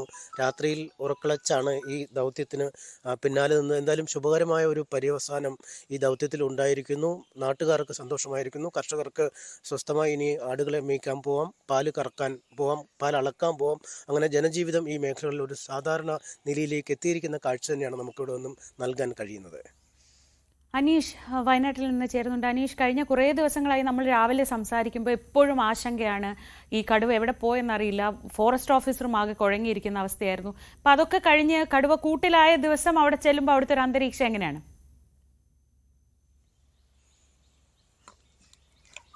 തീർച്ചയായും വലിയൊരു ആശ്വാസത്തിൻ്റെ അല്ലെങ്കിൽ സന്തോഷത്തിൻ്റെ നിമിഷങ്ങളാണ്. നമ്മൾ ആദ്യം ദേവറുഗത്തെ ഭാഗത്ത് ജനങ്ങളെയാണ് കണ്ടത്. രാവിലെ പാലളക്കാൻ പോകുന്നവർ, റബ്ബർ വെട്ടാൻ പോകുന്നവർ, മറ്റു തൊഴിലുകൾക്ക് രാവിലെ വീട്ടിൽ നിന്ന് പോകുന്നവർ, ഇവർക്കൊക്കെ ആശ്വാസത്തോടു കൂടി പുറത്തേക്ക് ഇറങ്ങാൻ അല്ലെങ്കിൽ സമാധാനത്തോടെ സന്തോഷത്തോടെ പുറത്തിറങ്ങാൻ കഴിയുന്നു എന്നതാണ് ഏറ്റവും വലിയ പ്രത്യേകത. നേരത്തെ നിരോധനാജ്ഞ സ്ഥലത്ത് പ്രഖ്യാപിച്ചിട്ടുണ്ടായിരുന്നു. ഒപ്പം ഈ പുല്ലരിയാൻ പോകുന്നവരും മറ്റുമൊക്കെ ജാഗ്രത പാലിക്കണം, പുലർച്ചെ ഒന്നും ഇറങ്ങരുത് എന്നുള്ള നിർദ്ദേശങ്ങളൊക്കെ വനംവകുപ്പിൻ്റെയും പഞ്ചായത്തിൻ്റെയും ഒക്കെ ഭാഗത്തു നിന്നും ആളുകൾക്ക് നൽകിയിരുന്നു. അത് ഒരർത്ഥത്തിൽ ഈ ആടുകളെ മാത്രമാണ് കൊല്ലുന്നതെങ്കിലും ഈ മനുഷ്യന്മാരെ കണ്ടു കഴിഞ്ഞാൽ മനുഷ്യരെ ആക്രമിക്കുകയോ അല്ലെങ്കിൽ മറ്റെന്തെങ്കിലും പ്രശ്നങ്ങൾ ഉണ്ടാകുമോ എന്നൊരാശങ്ക അവിടുത്തെ ജനങ്ങൾക്കൊക്കെ ഉണ്ടായിരുന്നു. ഒപ്പം ഏറ്റവും പ്രധാന ഉപജീവന മാർഗമായി ഈ മേഖലയിലെ ആളുകൾ കാണുന്നത് ഈ കന്നുകാലി വളർത്തലാണ്. അവരുടെ എല്ലാ വീടുകളിലും തന്നെ പശു, ആട് തുടങ്ങിയ ജീവികൾ ഉണ്ട് താനും. ഇത്തരം തങ്ങൾ വളർത്തുന്ന ഓമന മൃഗങ്ങളെ ഏത് നിമിഷവും നഷ്ടപ്പെട്ടേക്കുമെന്ന ഒരു ആശങ്ക ഇവർക്കുണ്ടായിരുന്നു. എന്തായാലും മനുഷ്യരുമായി യാതൊരു തരത്തിലുമുള്ള സമ്പർക്കം ഈ കടുവ നടത്തുന്നില്ല എന്നുകൊണ്ട് തന്നെ ആളുകൾക്ക് അവരുടെ ജീവനിൽ ഒരു ചെറിയ ആശ്വാസമുണ്ടെങ്കിൽ പോലും തങ്ങളുടെ വളർത്തു മൃഗങ്ങൾ നഷ്ടപ്പെടുമെന്നൊരു ആശങ്കയാണ്. എന്തായാലും ആ ആശങ്ക ഒഴിഞ്ഞു എന്നതിൻ്റെ ആശ്വാസം തന്നെയാണ് നമ്മളുമായി സംസാരിച്ച പലരും പങ്കുവച്ചത്. ഒപ്പം അല്പസമയം മുമ്പ് നമ്മൾ ചിതലത്ത് റേഞ്ച് ഓഫീസർ രാജീവിനെ കണ്ടു. അദ്ദേഹമൊക്കെ ദിവസങ്ങളോളം ഊണും ഉറക്കവും മുളച്ച് ഈ ദൗത്യത്തിന് പിന്നാലെ നടക്കായിരുന്നു. കാരണം ആളുകൾക്ക് ഓരോ ദിവസവും ആടുകൾ നഷ്ടപ്പെടുന്നു എന്ന വാർത്ത വരുന്നു. മറുവശത്ത് പ്രക്ഷോഭത്തിന് കോപ്പുകൂട്ടി സംഘടനകൾ രംഗത്തെത്തുന്നു. നാട്ടുകാർ തന്നെ പലപ്പോഴും പ്രകോപിതരായി പോയേക്കാമെന്നൊരു സാഹചര്യത്തിലേക്ക് നീങ്ങുന്നു. പക്ഷേ അവയൊക്കെ കൃത്യമായി പരിഹരിക്കാൻ വനംവകുപ്പിന് കഴിഞ്ഞു. അവർ ജനങ്ങളെ പൂർണ്ണമായും വിശ്വാസത്തിലെടുത്തു. ഒരു വലിയ കലാപത്തിലേക്കൊന്നും ഈ നാട്ടിലെ ജനങ്ങളുടെ പ്രതിഷേധം മാറിയില്ല. അവർ പൂർണ്ണമായി സഹകരണം വനംവകുപ്പിന് നൽകുന്ന ഒരു കാഴ്ച നമ്മൾ കാണുകയും ചെയ്തു. ആദ്യഘട്ടം മുതൽ കൂട്ടിലാക്കി ഈ കടുവയെ അവിടെ നിന്ന് മാറ്റാമെന്നൊരു പ്രതീക്ഷ തന്നെയായിരുന്നു വനംവകുപ്പിനുണ്ടായിരുന്നത്. ആ പ്രതീക്ഷ ഒരു ഘട്ടത്തിൽ അസ്തമിച്ച് മഴക്കോട് വെച്ചെങ്കിലും ഈ കടുവയെ പിടികൂടണമെന്ന നിലയിലേക്ക് പോയി. എന്നാൽ അവരുടെ തന്ത്രങ്ങളിൽ മാറ്റം വരുത്തുന്നു. ഇരുമ്പ് കൂടുകൾക്ക് പകരം ഇരുമ്പ് കൂടുകൾ പൂർണ്ണമായും ആട്ടിൻകൂട് പോലെ ആക്കി അതിനകത്ത് ജീവനുള്ള ആടുകളെ വെച്ചുള്ള പരീക്ഷണം നടത്തുന്നു. അത്തരത്തിലുള്ള 3 കൂടുകൾ ഇന്നലെ പുതുക്കി പണിതാണ് പലയിടങ്ങളിലും വെച്ചത്. എന്തായാലും ആ തന്ത്രം ഫലിച്ചു. ആ കെണിയിലേക്ക് കടുവ ആകർഷിക്കപ്പെടുകയും അതിനെ കൂട്ടിലാക്കാൻ കഴിയുകയും ചെയ്തു. ഇന്നലെ രാത്രിയോടുകൂടി തന്നെ പുനരധിവാസ കേന്ദ്രത്തിലേക്ക് മാറ്റി. ഈ പിടിക്കുന്ന സമയത്ത് കടുവയുടെ ആരോഗ്യനില അല്പം മോശമായിരുന്നു എന്നാണ് നേരത്തെ റേഞ്ച് ഓഫീസർ അടക്കമുള്ളവർ പറഞ്ഞത്. അത് പുനരധിവാസ കേന്ദ്രത്തിൽ എത്തിയ ശേഷം ഇന്ന് രാവിലെ തന്നെ വളരെ വിശദമായ പരിശോധനകൾ നടത്തും. ചികിത്സ നൽകണമെങ്കിൽ ചികിത്സ നൽകും. ഭക്ഷണവും മറ്റുമൊക്കെ കൊടുത്താൽ ഒരു ആരോഗ്യനില വീണ്ടെടുക്കുന്നതിനുള്ള നടപടിക്രമങ്ങളിലേക്കാവും ആദ്യം തിരിയുക. പിന്നീടാണ് സർക്കാരിൻ്റെ അല്ലെങ്കിൽ വനംവകുപ്പിൻ്റെ തീരുമാനമനുസരിച്ച് ഈ കടുവയെ എന്ത് ചെയ്യണം എന്ന് അവസാനമായി ഒരു തീരുമാനത്തിൽ എത്തിച്ചേരുക. നിലവിൽ ആരോഗ്യനില തൃപ്തികരമാണ്. പുനരധിവാസ കേന്ദ്രത്തിലുണ്ട്. അല്പസമയത്തിനുള്ളിൽ വിദഗ്ധ ഡോക്ടർമാർ പരിശോധിച്ച ശേഷം എന്ത് ചെയ്യണമെന്ന കാര്യത്തിൽ തീരുമാനമാവും. എന്തായാലും ഇവിടങ്ങളിലെ ജനജീവിതം സാധാരണ നിലയിലേക്ക് മടങ്ങിയെത്തിയിരിക്കുന്നു എന്നത് തന്നെയാണ് ഏറ്റവും ആശ്വാസകരമായ കാര്യം. ശരിയാണ് അനീഷ്. ഒരു ഇടവേളയ്ക്ക് ശേഷമാണ് അവിടെയുള്ള മനുഷ്യന്മാർ സമാധാനത്തോടെ ചിരിച്ചുകൊണ്ടൊക്കെ സംസാരിക്കുന്നത്. ഇന്ന് നമ്മൾ രാവിലെ അവരോട് സംസാരിക്കുമ്പോൾ തന്നെ ആ ദൃശ്യങ്ങളിൽ അത് കാണാമായിരുന്നു. ആശ്വാസം. കുട്ടികളെ സമാധാനത്തോടെ സ്കൂളിലേക്ക് വിടാമല്ലോ എന്നതാണ് അവർ ഏറ്റവും കാര്യമായി പറയുന്നത്. എന്തായാലും അനീഷിന് സമാധാനത്തോടെ തൽക്കാലത്തേക്ക് അവിടുന്ന് പുൽപ്പള്ളിയിൽ നിന്ന് വിടാമെന്ന് തോന്നുന്നു. ശരി അനീഷ്, വീണ്ടും കാണാം. നമ്മളിനി അടുത്തത് വളരെ പ്രധാനപ്പെട്ട മറ്റൊരു വാർത്ത. അത് കഴിഞ്ഞ കുറേ വർഷങ്ങളായി ഈ ബജറ്റ് സമ്മേളനം, നിയമസഭാ സമ്മേളനം എന്നൊക്കെ പറയുമ്പോൾ തന്നെ അവിടെ എന്തെങ്കിലും ഒരു പ്രശ്നം ഉണ്ടാവുമെന്നാണ് നമ്മൾ പ്രതീക്ഷിക്കുക. കാരണം ഗവർണർ ആരിഫ് മുഹമ്മദ് ഖാനും സർക്കാരും അത്ര നല്ല ടേംസിലല്ല പോയിക്കൊണ്ടിരുന്നത്. അതുകൊണ്ട് തന്നെ എന്തെങ്കിലുമൊക്കെ അതുമായി ബന്ധപ്പെട്ടൊരു ഫ്രിക്ഷൻ ഉണ്ടാവുമെന്ന് ഉറപ്പായിരുന്നു. ആ ഒരു കാലം കഴിഞ്ഞിരിക്കുന്നു. പുതിയ ഗവർണർ എത്തിയിരിക്കുന്നു. രാജേന്ദ്ര അർലേക്കർ വരുമ്പോൾ തൽക്കാലം കാര്യങ്ങളൊക്കെ ശാന്തമാണ്. ഗവർണറുടെ നയപ്രഖ്യാപന പ്രസംഗത്തോടെ നിയമസഭയുടെ ബജറ്റ് സമ്മേളനത്തിന് ഇന്ന് തുടക്കമാവുകയാണ്. കേരള സർക്കാരിന് വേണ്ടി പുതിയ ഗവർണർ രാജേന്ദ്ര അർലേക്കറുടെ ആദ്യ നയപ്രഖ്യാപന പ്രസംഗമാണ് ഇന്നത്തേത്. വയനാട് ദുരിതാശ്വാസത്തിലടക്കം കേന്ദ്ര സർക്കാർ പ്രഖ്യാപനത്തിൽ വിമർശനങ്ങൾ ഉണ്ടാകുമെന്നാണ് കരുതുന്നത്. അടുത്ത മാസം 7-നാണ് സംസ്ഥാന ബജറ്റ്. പാലക്കാട് ചേലക്കര ഉപതെരഞ്ഞെടുപ്പുകൾക്ക് ശേഷം ചേരുന്ന ആദ്യ സഭാ സമ്മേളനത്തിൽ നിരവധി രാഷ്ട്രീയ വിഷയങ്ങൾ ഇരുപക്ഷത്തിനും ഉയർത്താനുണ്ട്, ചർച്ചയാവാനുണ്ട്, പരസ്പരം വിമർശിക്കാനുമുണ്ട്. അതുകൊണ്ട് തന്നെ ഇനിയുള്ള ദിവസങ്ങൾ വളരെ സജീവമാണ് നിയമസഭയിൽ നിന്നുള്ള വാർത്തകൾ കൊണ്ട്. രണ്ടാം പിണറായി സർക്കാർ അവസാന വർഷത്തിലേക്ക് അടുക്കുകയാണ്. ഇനി ഒരു 1.25 വർഷം മാത്രമേ ബാക്കിയുള്ളൂ. അങ്ങനെ ഒരു സമയത്തെത്തുമ്പോൾ സർക്കാരിനെതിരെ സമരം ശക്തമാക്കി രംഗത്തെത്തുകയാണ് തൊഴിലാളി സംഘടനകൾ. പ്രതിപക്ഷ സംഘടനകൾ മാത്രമല്ല ഈ വിഷയത്തിൽ സർക്കാരിനെതിരെ രംഗത്തെത്തുന്നത് എന്നതാണ് ഏറ്റവും ശ്രദ്ധേയം. ഭരണാനുകൂല സംഘടനയായ AITUCയും പ്രക്ഷോഭത്തിന് ഇറങ്ങുന്നത് സർക്കാരിനെ ഉറപ്പായും സമ്മർദ്ദത്തിലാക്കുന്നുണ്ട്. തൊഴിലാളി വിരുദ്ധ നയങ്ങൾ തിരുത്തണമെന്നും വാഗ്ദാനങ്ങൾ പാലിക്കണമെന്നും ആവശ്യപ്പെട്ട് AITUC സെക്രട്ടേറിയറ്റ് മാർച്ച് നടത്താൻ ഒരുങ്ങുകയാണ്. 1 ലക്ഷം പേർ ഈ സെക്രട്ടേറിയറ്റ് മാർച്ചിൽ പങ്കെടുക്കുമെന്നാണ് AITUC അവകാശപ്പെടുന്നത്. കേന്ദ്ര സർക്കാരിനെതിരെയും ഈ പ്രതിഷേധത്തിൽ മുദ്രാവാക്യങ്ങൾ ഉയരുന്നുണ്ട്. തൊഴിലാളി മേഖലയിലടക്കം സർക്കാർ നൽകിയ വാഗ്ദാനങ്ങളിൽ പലതും പാലിക്കപ്പെട്ടില്ലെന്ന വിമർശനം ഭരണപക്ഷത്തുമുണ്ട്. ഇടതു സർക്കാരിന്റെ കാലത്ത് സംസ്ഥാനത്തെ പൊതുമേഖലാ സ്ഥാപനങ്ങൾ മെച്ചപ്പെട്ട പ്രവർത്തനം കാഴ്ചവെക്കാറാണ് പതിവ്. എന്നാൽ ഇപ്പോൾ സംസ്ഥാനത്തെ പൊതുമേഖലാ സ്ഥാപനങ്ങൾ പ്രതിസന്ധിയിലാണെന്നും ഈ മേഖലയിൽ വലിയ തോതിൽ തൊഴിൽ നഷ്ടമുണ്ടായെന്നും AITUC ആരോപിക്കുന്നു. AITUCയുടെ നേതൃത്വത്തിൽ എല്ലാ മേഖലകളിലെ വിഷയങ്ങൾ ഉയർത്തിക്കൊണ്ട് ശക്തമായ പ്രക്ഷോഭം നടത്തണം. അതിൻ്റെ അടിസ്ഥാനത്തിൽ കഴിഞ്ഞ 4 മാസമായി എറണാകുളത്ത് സമരപ്രഖ്യാപന കൺവെൻഷൻ ഓഗസ്റ്റിൽ നടത്തി. തുടർന്ന് 4 മാസം നല്ലവണ്ണം ക്യാമ്പയിൻ സ്റ്റേറ്റ് വൈഡ് എല്ലാ മേഖലയിലും നടത്തി. 2 ജാഥകൾ വളരെ വിജയകരമായി നടത്തിയതിന് ശേഷമാണ് 17-ാം തീയതി വളരെ വിപുലമായി പ്ലാൻ ചെയ്തിട്ടുണ്ട്. കാസർഗോഡ് മുതൽ എല്ലാ ജില്ലകളിൽ നിന്നും എല്ലാ മേഖലയിൽ നിന്നുള്ള തൊഴിലാളികൾ ആയിരക്കണക്കിന് ഇവിടെ എത്തിച്ചേരും. വർഷങ്ങളായി പൂട്ടിക്കിടക്കുന്ന തോട്ടങ്ങളും കശുവണ്ടി ഫാക്ടറികളും ഏറ്റെടുക്കണം. മത്സ്യത്തൊഴിലാളികൾക്ക് തൊഴിൽ സംരക്ഷണം ഉറപ്പാക്കണം. മിനിമം വേതനം 20,000 രൂപയാക്കണം. തുടങ്ങി ആവശ്യങ്ങളുടെ വലിയൊരു പട്ടിക സമരക്കാർ സർക്കാർ മുന്നിൽ വയ്ക്കുന്നു. തൊഴിലാളി പ്രശ്നങ്ങളിൽ വിവേചനം അവസാനിപ്പിക്കണമെന്നും തൊഴിൽ മണിക്കൂറുകൾ കൂട്ടാനുള്ള നീക്കത്തിൽ നിന്ന് പിന്മാറണമെന്നും കേന്ദ്രത്തോടും ആവശ്യമുണ്ട്. പ്രതിപക്ഷ സംഘടനകൾക്ക് പുറമെ ഭരണപക്ഷ സംഘടനകളും സർക്കാരിനെതിരെ വൻ സമരങ്ങളുമായി രംഗത്തു വരുന്നത് പിണറായി സർക്കാരിനെ സമ്മർദ്ദത്തിലാക്കും. സ്റ്റാറ്റ്യൂട്ടറി പെൻഷൻ ഉൾപ്പെടെയുള്ള വിഷയങ്ങൾ ചൂണ്ടിക്കാട്ടി CPIയുടെ സർവീസ് സംഘടനയായ ജോയിന്റ് കൗൺസിൽ സെക്രട്ടേറിയറ്റിന് മുന്നിൽ രാപ്പകൽ സമരം നടത്തിയിരുന്നു. 22-ന് പ്രതിപക്ഷ സംഘടനയായ സെറ്റോയുടെ നേതൃത്വത്തിൽ അധ്യാപകരും ജീവനക്കാരും സംസ്ഥാനത്ത് പണിമുടക്കുകയാണ്. അന്നുതന്നെ സൂചനാ പണിമുടക്കിന് ജോയിന്റ് കൗൺസിലും നോട്ടീസ് നൽകിയിട്ടുണ്ട്. ന്യൂസ് 18 തിരുവനന്തപുരം. ചുമട്ടുതൊഴിലാളി നിയമം പരിഷ്കരിക്കണമെന്നാവശ്യപ്പെട്ടുള്ള Kerala state headload and general workers federation CITUവിന്റെ നേതൃത്വത്തിലുള്ള ജാഥകൾ പുരോഗമിക്കുകയാണ്. തിരുവനന്തപുരത്തു നിന്നും കാഞ്ഞങ്ങാട് നിന്നും തുടങ്ങിയ 2 ജാഥകളും തിങ്കളാഴ്ച തൃശൂർ തേക്കിൻകാട് മൈതാനത്ത് തൊഴിലാളി പ്രകടനത്തോടെ സമാപിക്കും. CK Manishankar, MA Iqbal, KC Rajagopal, Koshy Alex, MA Rajagopal തുടങ്ങിയവർ നയിക്കുന്ന തെക്കൻ മേഖലാ ജാഥ വ്യാഴാഴ്ച ആലപ്പുഴയും വെള്ളിയാഴ്ച എറണാകുളവും വഴിയാണ് സഞ്ചരിക്കുന്നത്.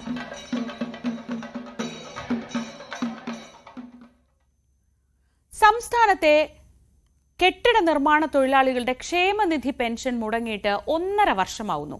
ബോർഡിൽ അംഗങ്ങളായവർക്ക് പ്രതിമാസം 1,600 രൂപയാണ് പെൻഷനായി നൽകുന്നത്. തൊഴിലാളികളുടെ മറ്റ് ധനസഹായങ്ങളും ഇതോടൊപ്പം മുടങ്ങി.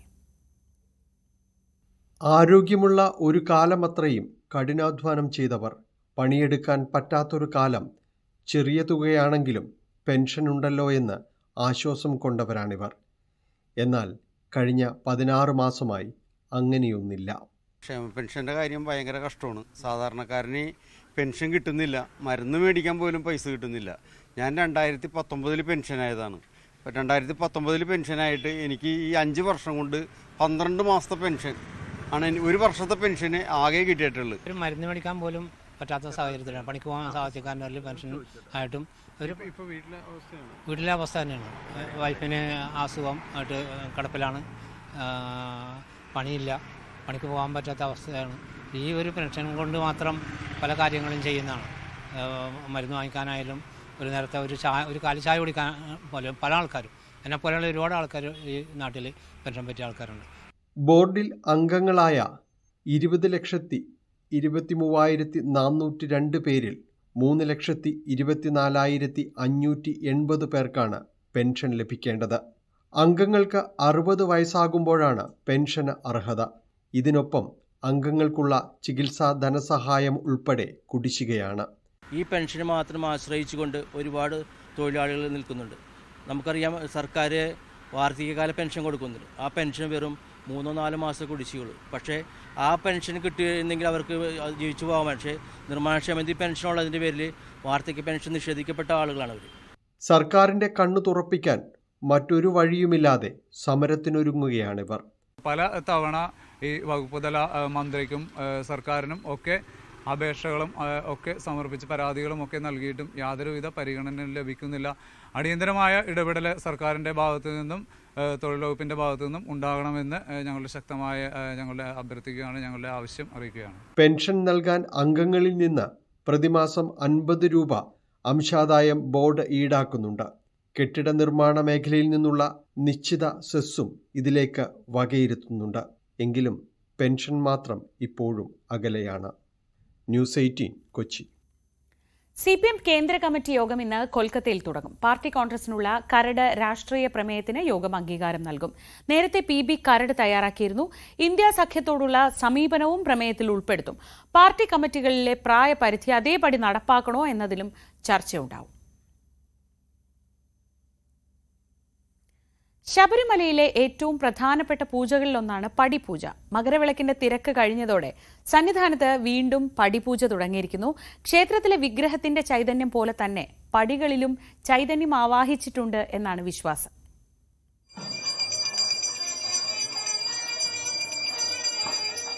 ദീപാരാധനയ്ക്ക് പിന്നാലെയാണ് തന്ത്രി കണ്ഠരര് ബ്രഹ്മദത്തിന്റെ മുഖ്യ കാർമ്മികത്വത്തിൽ പടിപൂജ നടത്തിയത്. 18 പടികളും കഴുകി വൃത്തിയാക്കിയ ശേഷം പടിയിൽ മാല ചാർത്തി പട്ടും വിളക്കും വെച്ചു. തുടർന്ന് ഓരോ പടിയും പൂജിച്ച് അഭിഷേകം നടത്തി. പിന്നാലെ പടിയിൽ കർപ്പൂരം കത്തിച്ച് പുഷ്പാർച്ചന.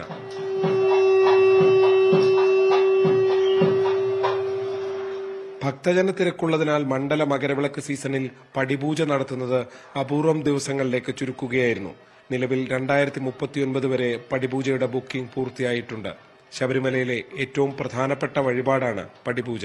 ന്യൂസ് 18 സന്നിധാനം. ശബരിമലയിലെ പൂജകൾക്കും അവിടുത്തെ ചടങ്ങുകൾക്കും ഒക്കെ ഇതുപോലെ ഒരുപാട് സവിശേഷതകളുണ്ട്. സന്നിധാനത്തെ ഓരോ ആചാരങ്ങളും അങ്ങനെയാണ്. കൊമ്പൻ മീശയുള്ള അയ്യപ്പസ്വാമിയുടെ തിരുമുഖവുമായുള്ള എഴുന്നള്ളത്താണ് ഇതിലൊന്ന്. നായാട്ട് വിളിയും ശബരിമലയുടെ മറ്റൊരു പ്രത്യേകത.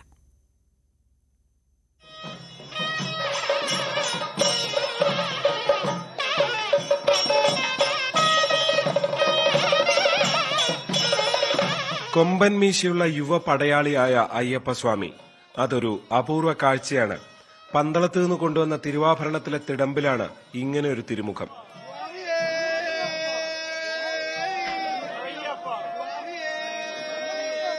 യോദ്ധാവാകാൻ പന്തളം വിട്ടിറങ്ങിയ അയ്യപ്പനെ മനസ്സിൽ കണ്ടുകൊണ്ടാണ് തിരുവാഭരണങ്ങൾ നിർമ്മിച്ചത്.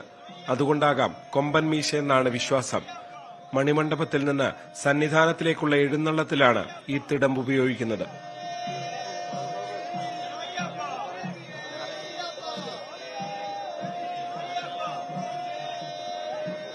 എഴുന്നള്ളത്ത് 18-ാം പടിക്ക് താഴെ എത്തിയാൽ നടക്കുന്ന അപൂർവമായ ചടങ്ങാണ് നായാട്ടുവിളി. അയ്യപ്പന്റെ ജീവചരിത്രത്തിലെ വന്ദനം മുതൽ പ്രതിഷ്ഠ വരെയുള്ള 576 ശീലുകളാണ് നായാട്ടുവിളിയിൽ. ഓരോ ശീലുകളും ചൊല്ലുമ്പോൾ കൂടെയുള്ളവർ ആചാരവിളി മുഴക്കും.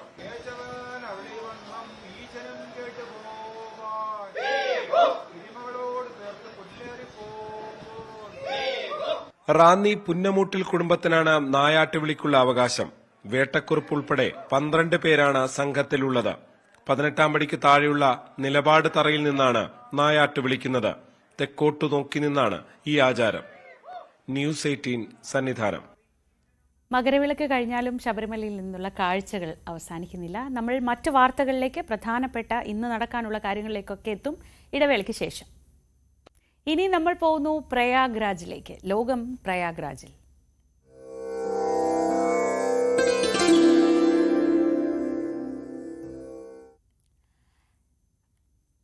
കുംഭമേളയ്ക്കായുള്ള തീർത്ഥാടക പ്രവാഹം പ്രയാഗ്രാജിലേക്ക് തുടരുകയാണ്. ഇന്നലെ വരെയുള്ള ഉത്തർപ്രദേശ് സർക്കാരിന്റെ കണക്കനുസരിച്ച് 6 കോടിയോളം ആളുകൾ പ്രയാഗ്രാജിലെത്തി മടങ്ങി.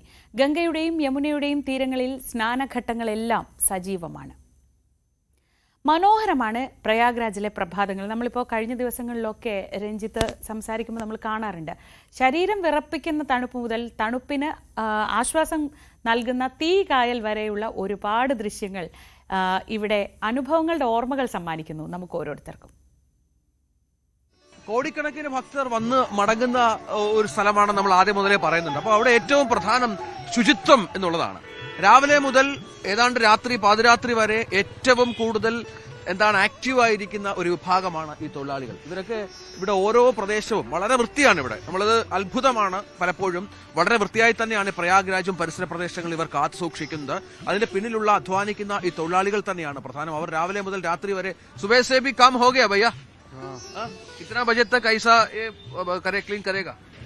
ये अब शाम को 6 बजे तक 6 बजे तक होगा. इधर तो बहुत नीचे पूरा अच्छा लग रहा है. आप लोग ऐसा कर रहे हैं इसलिए. हाँ, कैसा है आपका वो आज का मेला कैसा है? मस्त है. कल का बहुत ज्यादा था. आज तो थोड़ा कम है. आज का कम. അതാണ് ഇന്നിപ്പോൾ അല്പം തിരക്ക് കുറവാണ്. ഇന്നലെയൊക്കെ അത്ഭുതകരമായ തിരക്കായിരുന്നു. പക്ഷേ എങ്കിലും ഇവരുടെ ജോലിക്കൊട്ടും കുറവില്ല. ഇവർ വളരെ ആക്റ്റീവായി തന്നെ ഇവരുടെ പ്രവർത്തനങ്ങൾ നടത്തിക്കൊണ്ടിരിക്കുകയാണ്.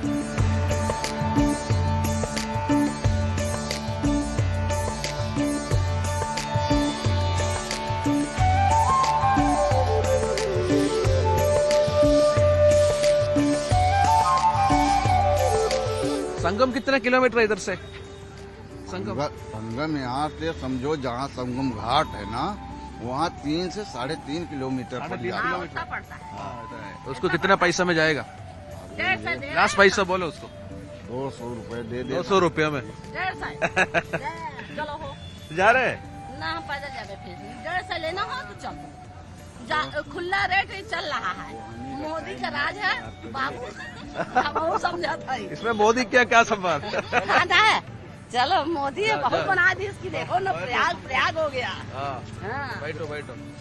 तुमको नहीं രാവിലത്തെ ചെറിയൊരു ചെറിയൊരു തർക്കമാണ് നമ്മൾ കണ്ടത്. ഇവിടെ നിന്ന് ഞങ്ങൾ നിൽക്കുന്ന മീഡിയ സെന്റർ അടുത്ത് നിന്ന് സംഗമിലേക്ക് ഏതാണ്ട് 3-3.5 കിലോമീറ്റർ ദൂരമുണ്ട്. അപ്പോൾ 300 രൂപയാണ് ആവശ്യപ്പെട്ടത്. ഏറ്റവും ഒടുവിൽ 150 രൂപയ്ക്ക് സമ്മതിച്ച് അവരങ്ങോട്ട് യാത്ര ചെയ്യുകയാണ്. ഏറ്റവും പ്രധാന കാര്യം എന്ന് പറയുന്നത് ഈ പ്രദേശത്ത് വാഹനങ്ങളൊക്കെ വലിയ പ്രയാസമാണ്. അപ്പോൾ അതുകൊണ്ട് റിക്ഷയാണ്, ഈ പറഞ്ഞ സൈക്കിൾ റിക്ഷയാണ് ഏറ്റവും പ്രധാനമായി ഉപയോഗിക്കുന്നത്. അദ്ദേഹം ഇതിന്റെ ഒരു പ്രധാനപ്പെട്ട ആളാണ്. അപ്പോൾ कितना साल से इधर काम करता है? यहाँ तो मैं कम से कम 32 से 33 साल तक रिक्शे चला रहा हूँ. कितना रिक्शा होगा पूरा इधर?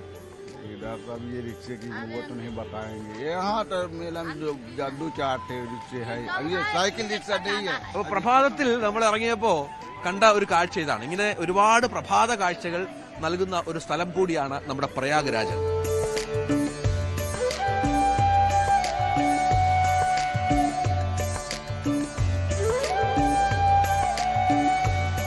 പ്രയാഗ്രാജിലെ പ്രഭാതങ്ങളിൽ നമുക്ക് കാണാൻ പറ്റുന്ന വേറൊരു സംഗതിയാണിത്.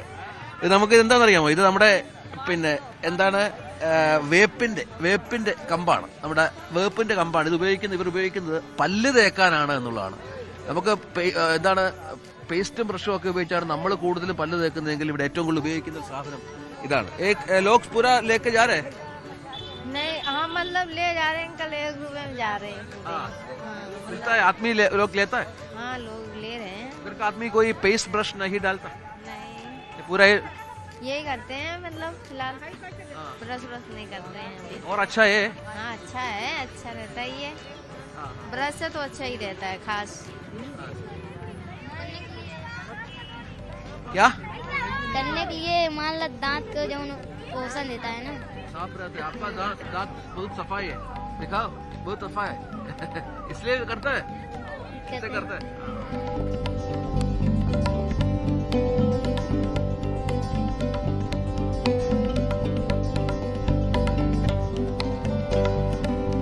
കുറച്ചിങ്ങോട്ട് മാറിയ ഇങ്ങനെ ചില കാഴ്ചകളും കാണാം. ഇത് നമ്മുടെ നാട്ടിൽ അപൂർവമായ കാഴ്ചയാണ്. കാരണം ഭയങ്കര ശക്തമായ തണുപ്പ്. രാവിലെ ഭയങ്കര തണുപ്പാണ്. അപ്പോൾ തണുപ്പിൽ ഇങ്ങനെ ഇരുന്ന് തീ കായുക എന്ന് പറയുന്നത് അത് വേറൊരു രസമാണ്. അത് ആ തണുപ്പ് അങ്ങോട്ട് മാറ്റുക. കൈസ ബേത് ठंडा है?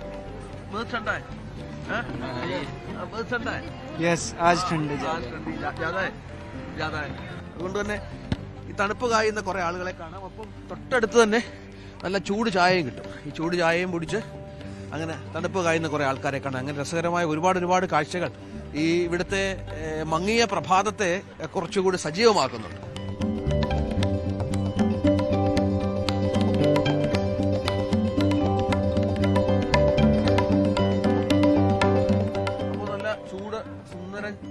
നല്ല സുന്ദരൻ ചായയോടി നമ്മുടെ ജോലിക്ക് ഒരു ഉന്മേഷത്തിനായിട്ട് ഈ ചായ കുടിച്ചങ്ങോട്ട് തുടങ്ങാം.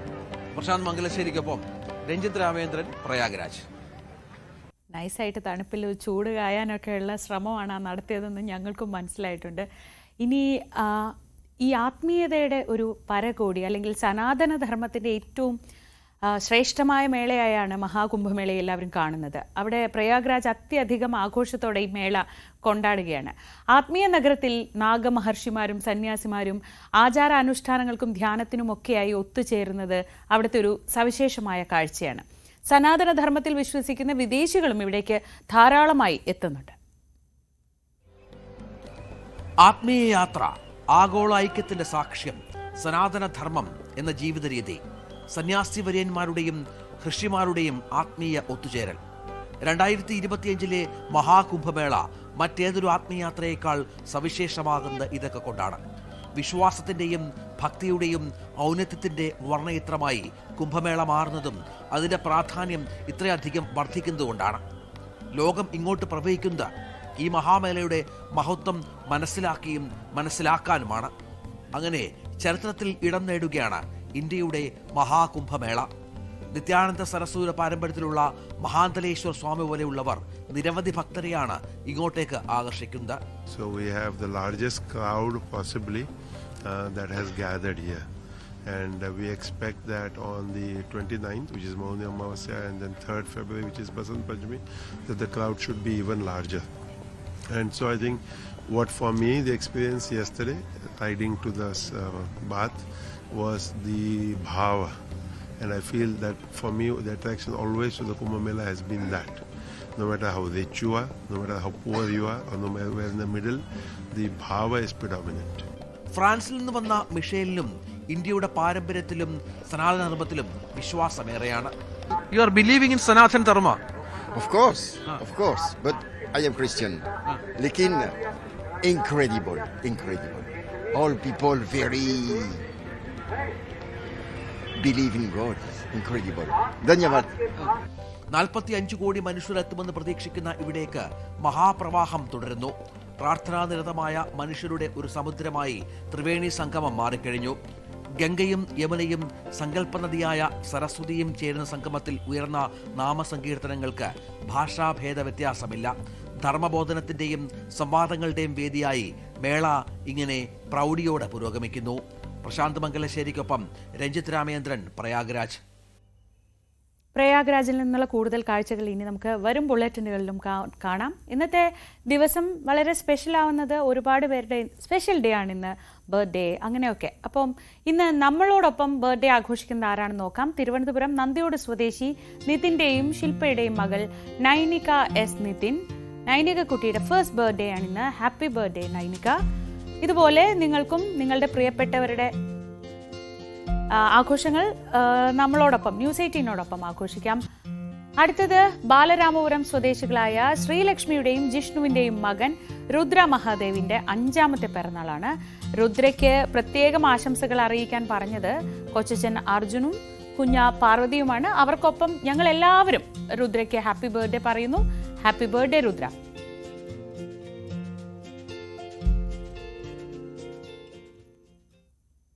ഇനി നമ്മൾ പോകുന്നത് ഇന്ന് എപ്പോഴൊക്കെ എന്തൊക്കെ സംഭവിക്കും, ഇന്ന് നടക്കാനുള്ള പ്രധാനപ്പെട്ട വാർത്തകൾ എന്തൊക്കെയാണ്. ഇന്ന് ഇത് നടക്കും.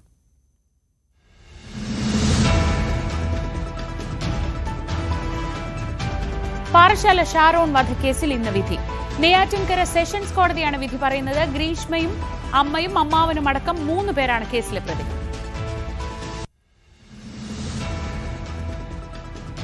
തിരുവനന്തപുരം നെയ്യാറ്റിൻകര ഗോപൻ സ്വാമിയുടെ സംസ്കാരം ഇന്ന് നടക്കും. പൊതുദർശനത്തിന് ശേഷമാകും സംസ്കാരം. കുടുംബത്തിന്റെ മൊഴി വീണ്ടും എടുക്കും. ഗോപൻ സ്വാമിയുടെ മൃതദേഹത്തിന്റെ രാസപരിശോധനാ ഫലം നിർണായകമാണ്.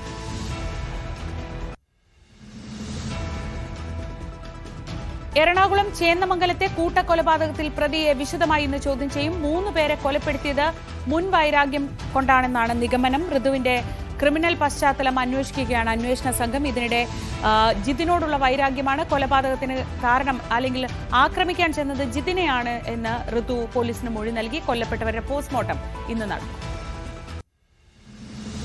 തൃശൂർ ചെറുതുരുത്തിയിൽ ഒഴുക്കിൽപ്പെട്ട് മരിച്ച 4 പേരുടെയും സംസ്കാര ചടങ്ങുകൾ ഇന്ന് നടക്കും. ഭാരതപ്പുഴയിൽ കുളിക്കാനിറങ്ങിയ ഒരു കുടുംബത്തിലെ 4 പേരാണ് അപകടത്തിൽപ്പെട്ടത്.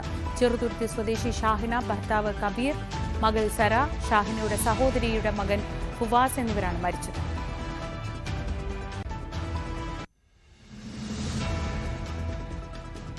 ഗവർണറുടെ നയപ്രഖ്യാപന പ്രസംഗത്തോടെ നിയമസഭയുടെ ബജറ്റ് സമ്മേളനത്തിന് ഇന്ന് തുടക്കം. സർക്കാരിന് വേണ്ടി പുതിയ ഗവർണർ രാജേന്ദ്ര അർലേക്കറുടെ ആദ്യ നയപ്രഖ്യാപന പ്രസംഗം കൂടിയാണിത്. വയനാട് ദുരിതാശ്വാസത്തിലടക്കം കേന്ദ്ര സർക്കാർ പ്രഖ്യാപനങ്ങളിൽ വിമർശനങ്ങളുണ്ടാവും. അടുത്ത മാസം 7-നാണ് സംസ്ഥാന ബജറ്റ്.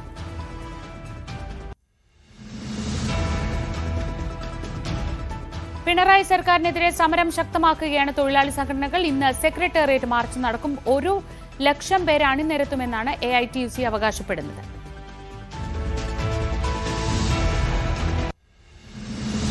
തിരുവനന്തപുരം തൈക്കാട് സ്ത്രീകളുടെയും കുട്ടികളുടെയും ആശുപത്രിയിൽ നവീകരിച്ച വിഭാഗങ്ങളുടെ ഉദ്ഘാടനം ഇന്ന് നടക്കും. ലേബർ റൂം, നവജാത ശിശു പരിപാലന വിഭാഗം, OP അത്യാഹിത വിഭാഗം എന്നിവയാണ് ഉദ്ഘാടനം ചെയ്യുക. ഉച്ചയ്ക്ക് 2:30-ക്ക് ആരോഗ്യമന്ത്രി വീണ ജോർജ് ഉദ്ഘാടനം ചെയ്യും.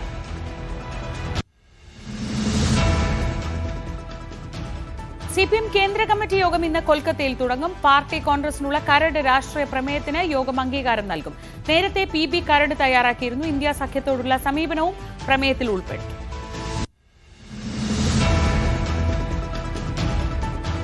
ഡൽഹി നിയമസഭാ തെരഞ്ഞെടുപ്പിന്റെ നാമനിർദ്ദേശ പത്രിക സമർപ്പിക്കാനുള്ള സമയം ഇന്ന് അവസാനിക്കും. ആം ആദ്മി പാർട്ടി, BJP സ്ഥാനാർത്ഥികൾ പത്രിക സമർപ്പിച്ചു. കോൺഗ്രസ് സ്ഥാനാർത്ഥികൾ ഇന്ന് പത്രിക നൽകും.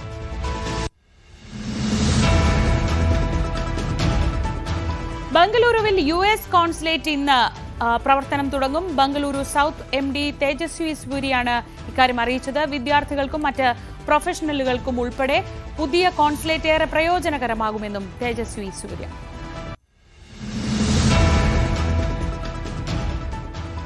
നസ്ലനെ കേന്ദ്ര കഥാപാത്രമാക്കിയുള്ള ചിത്രം I Am കാതലൻ ഇന്ന് OTTയിൽ റിലീസ് ചെയ്യും. മനോരമ മാക്സിൽ ഇന്നു മുതൽ ചിത്രം സ്ട്രീം ചെയ്യും.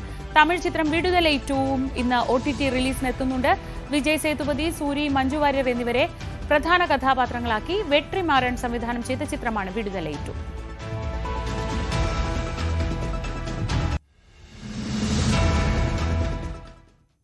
ഇന്നത്തെ ദിവസം തുടങ്ങിയത് മുതൽ തന്നെ നമ്മൾ ആദ്യം കേൾക്കുന്നതൊക്കെ കുറ്റകൃത്യങ്ങളുടെ വാർത്തകളാണ്, ആശങ്കപ്പെടുത്തുന്ന വാർത്തകളാണ്. കുറച്ചുകൂടി കാര്യമായി ആ വാർത്തകളെ നോക്കുന്നു. ജാഗ്രത.